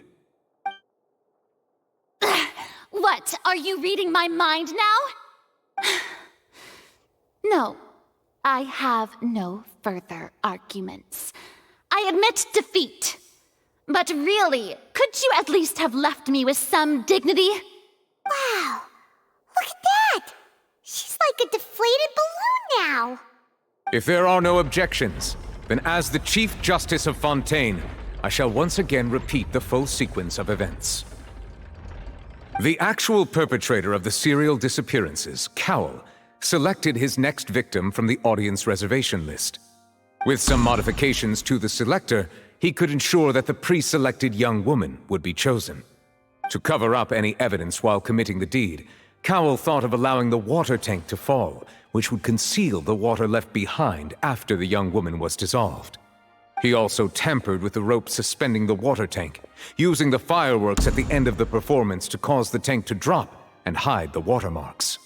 He poured the water from the primordial sea into a balloon during the preparation of the magic box and stuck it to the box's lid. Finally, he passed the prepared hook on a rope through the gap in the magic box's door when bringing the young woman to said box. When the magic trick officially began, the box containing the woman was lowered into the tunnel, tightening the hook rope and bursting the balloon containing the water. If all had gone to plan, the young woman would be dissolved at this time.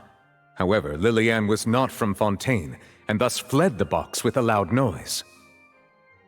Realizing that there was trouble, Cowell entered the tunnel and met Lillian. Thinking that the waters had not yet taken effect, he decided to proceed. However, his opponent was more capable than he thought, and he was overcome, knocked unconscious, and placed into the magic box, and thus became his own final victim. Lillian, according to her own statements, then changed clothes and hid until the performance ended, before hiding in other parts of the opera house. As for Lyney, he was in the underground structures within the opera house, and was thus ignorant of these happenings. From this reconstruction of events, we can conclude that Lyney, the accused, is in fact innocent. While there is much in Lyney and Lillian's conduct that should still be investigated separately, this case, at least, can be handed over to the Oratrice to make the final decision.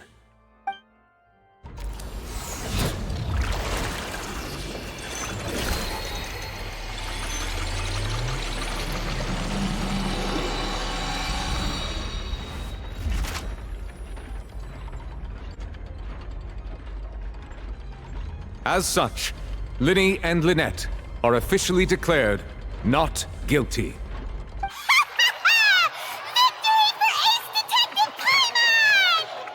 Great work, partners. Thank you all. Thank you so much. Next, I think we deserve an explanation, Guard Vaughn. How did you find the water from the primordial sea in Lyney's baggage? Right! Your discovery caused me to make a serious mistake, you know.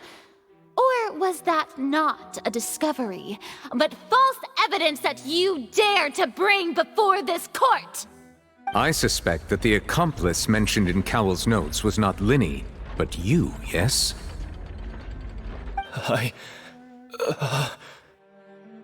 I'm sure you know what you must do to lessen your sentence. Speak quickly! Unless you want to earn yourself a one-way ticket to Coupon Town. I was just following orders. We were supposed to place blame for the serial disappearances onto Lyney, and thus cause suspicion to fall on the Fatui. The higher-ups said this was the best opportunity to do so.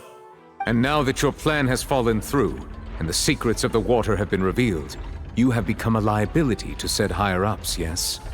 Therefore, you would be wise to tell everything you know, and seek the protection of the guards. Yes, I'll tell you everything I know.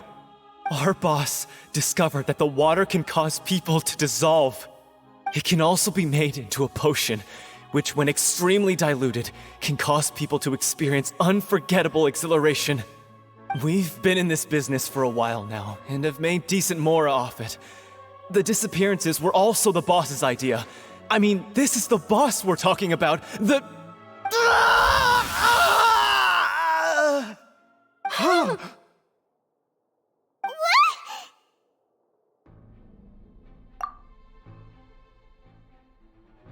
And now he can no longer talk. Such ruthlessness. I shouldn't have expected any less of them. An outrageous act. All present, please submit to inspection immediately.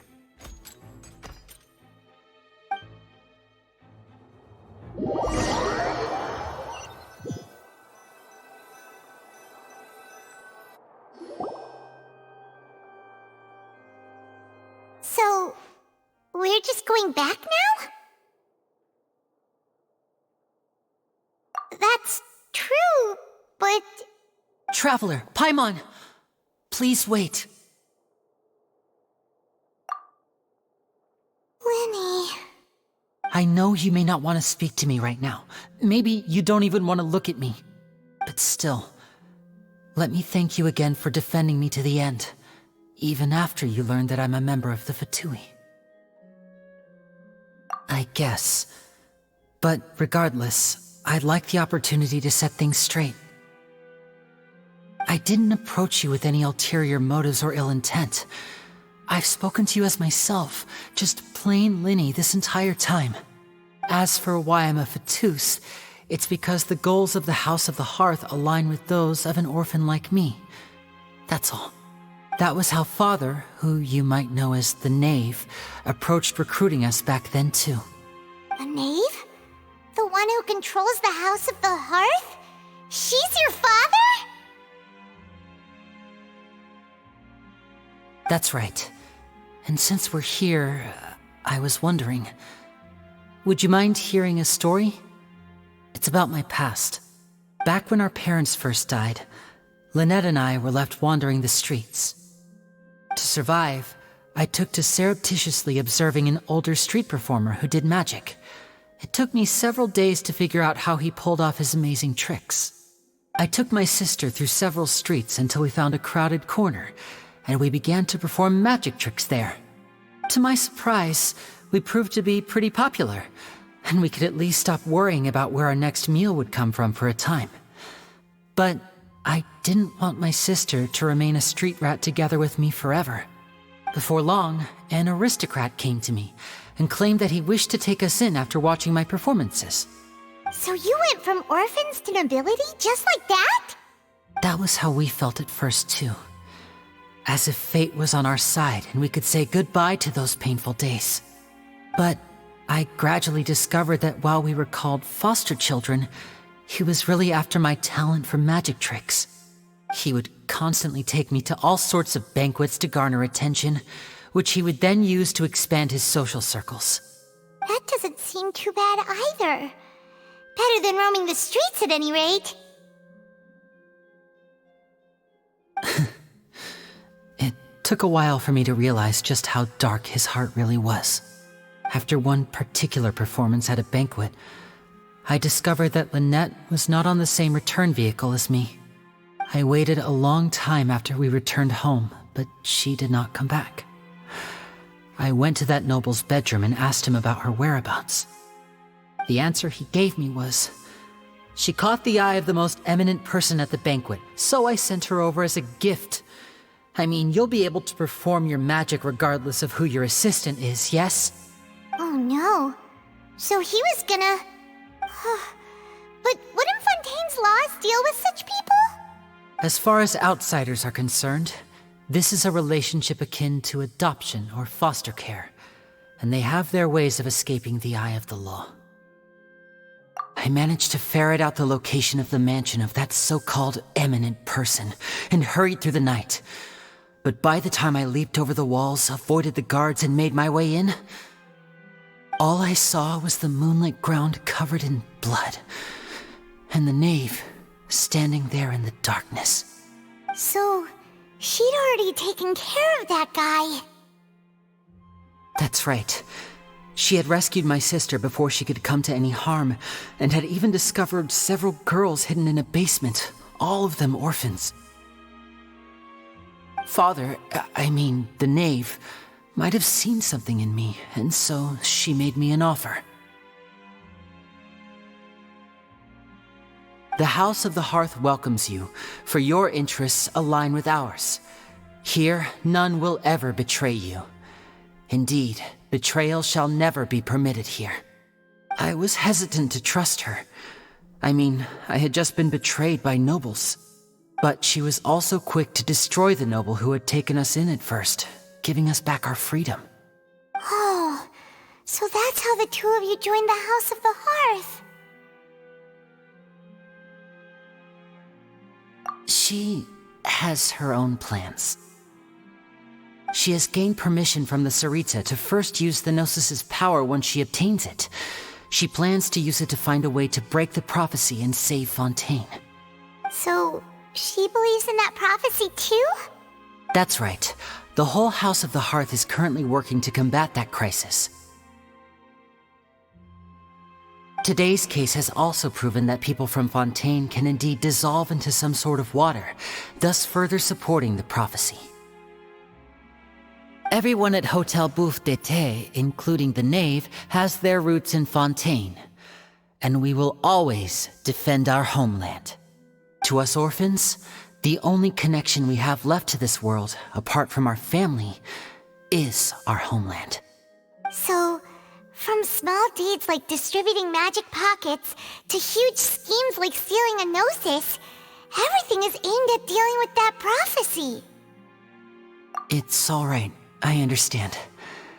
The only thing I can do is relate all this to you. I just hope you can understand that even as a member of the House, I have never stopped making my own decisions, and that I believe what I'm doing is right. If you should need anything at all in the future, feel free to find me. I will do my best to help you, as plain Lyney.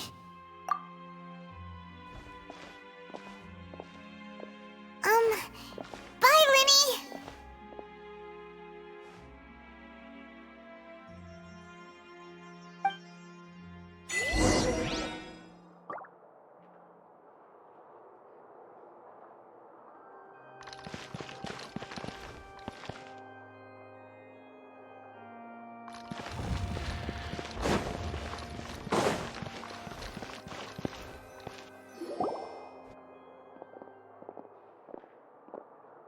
Hey there!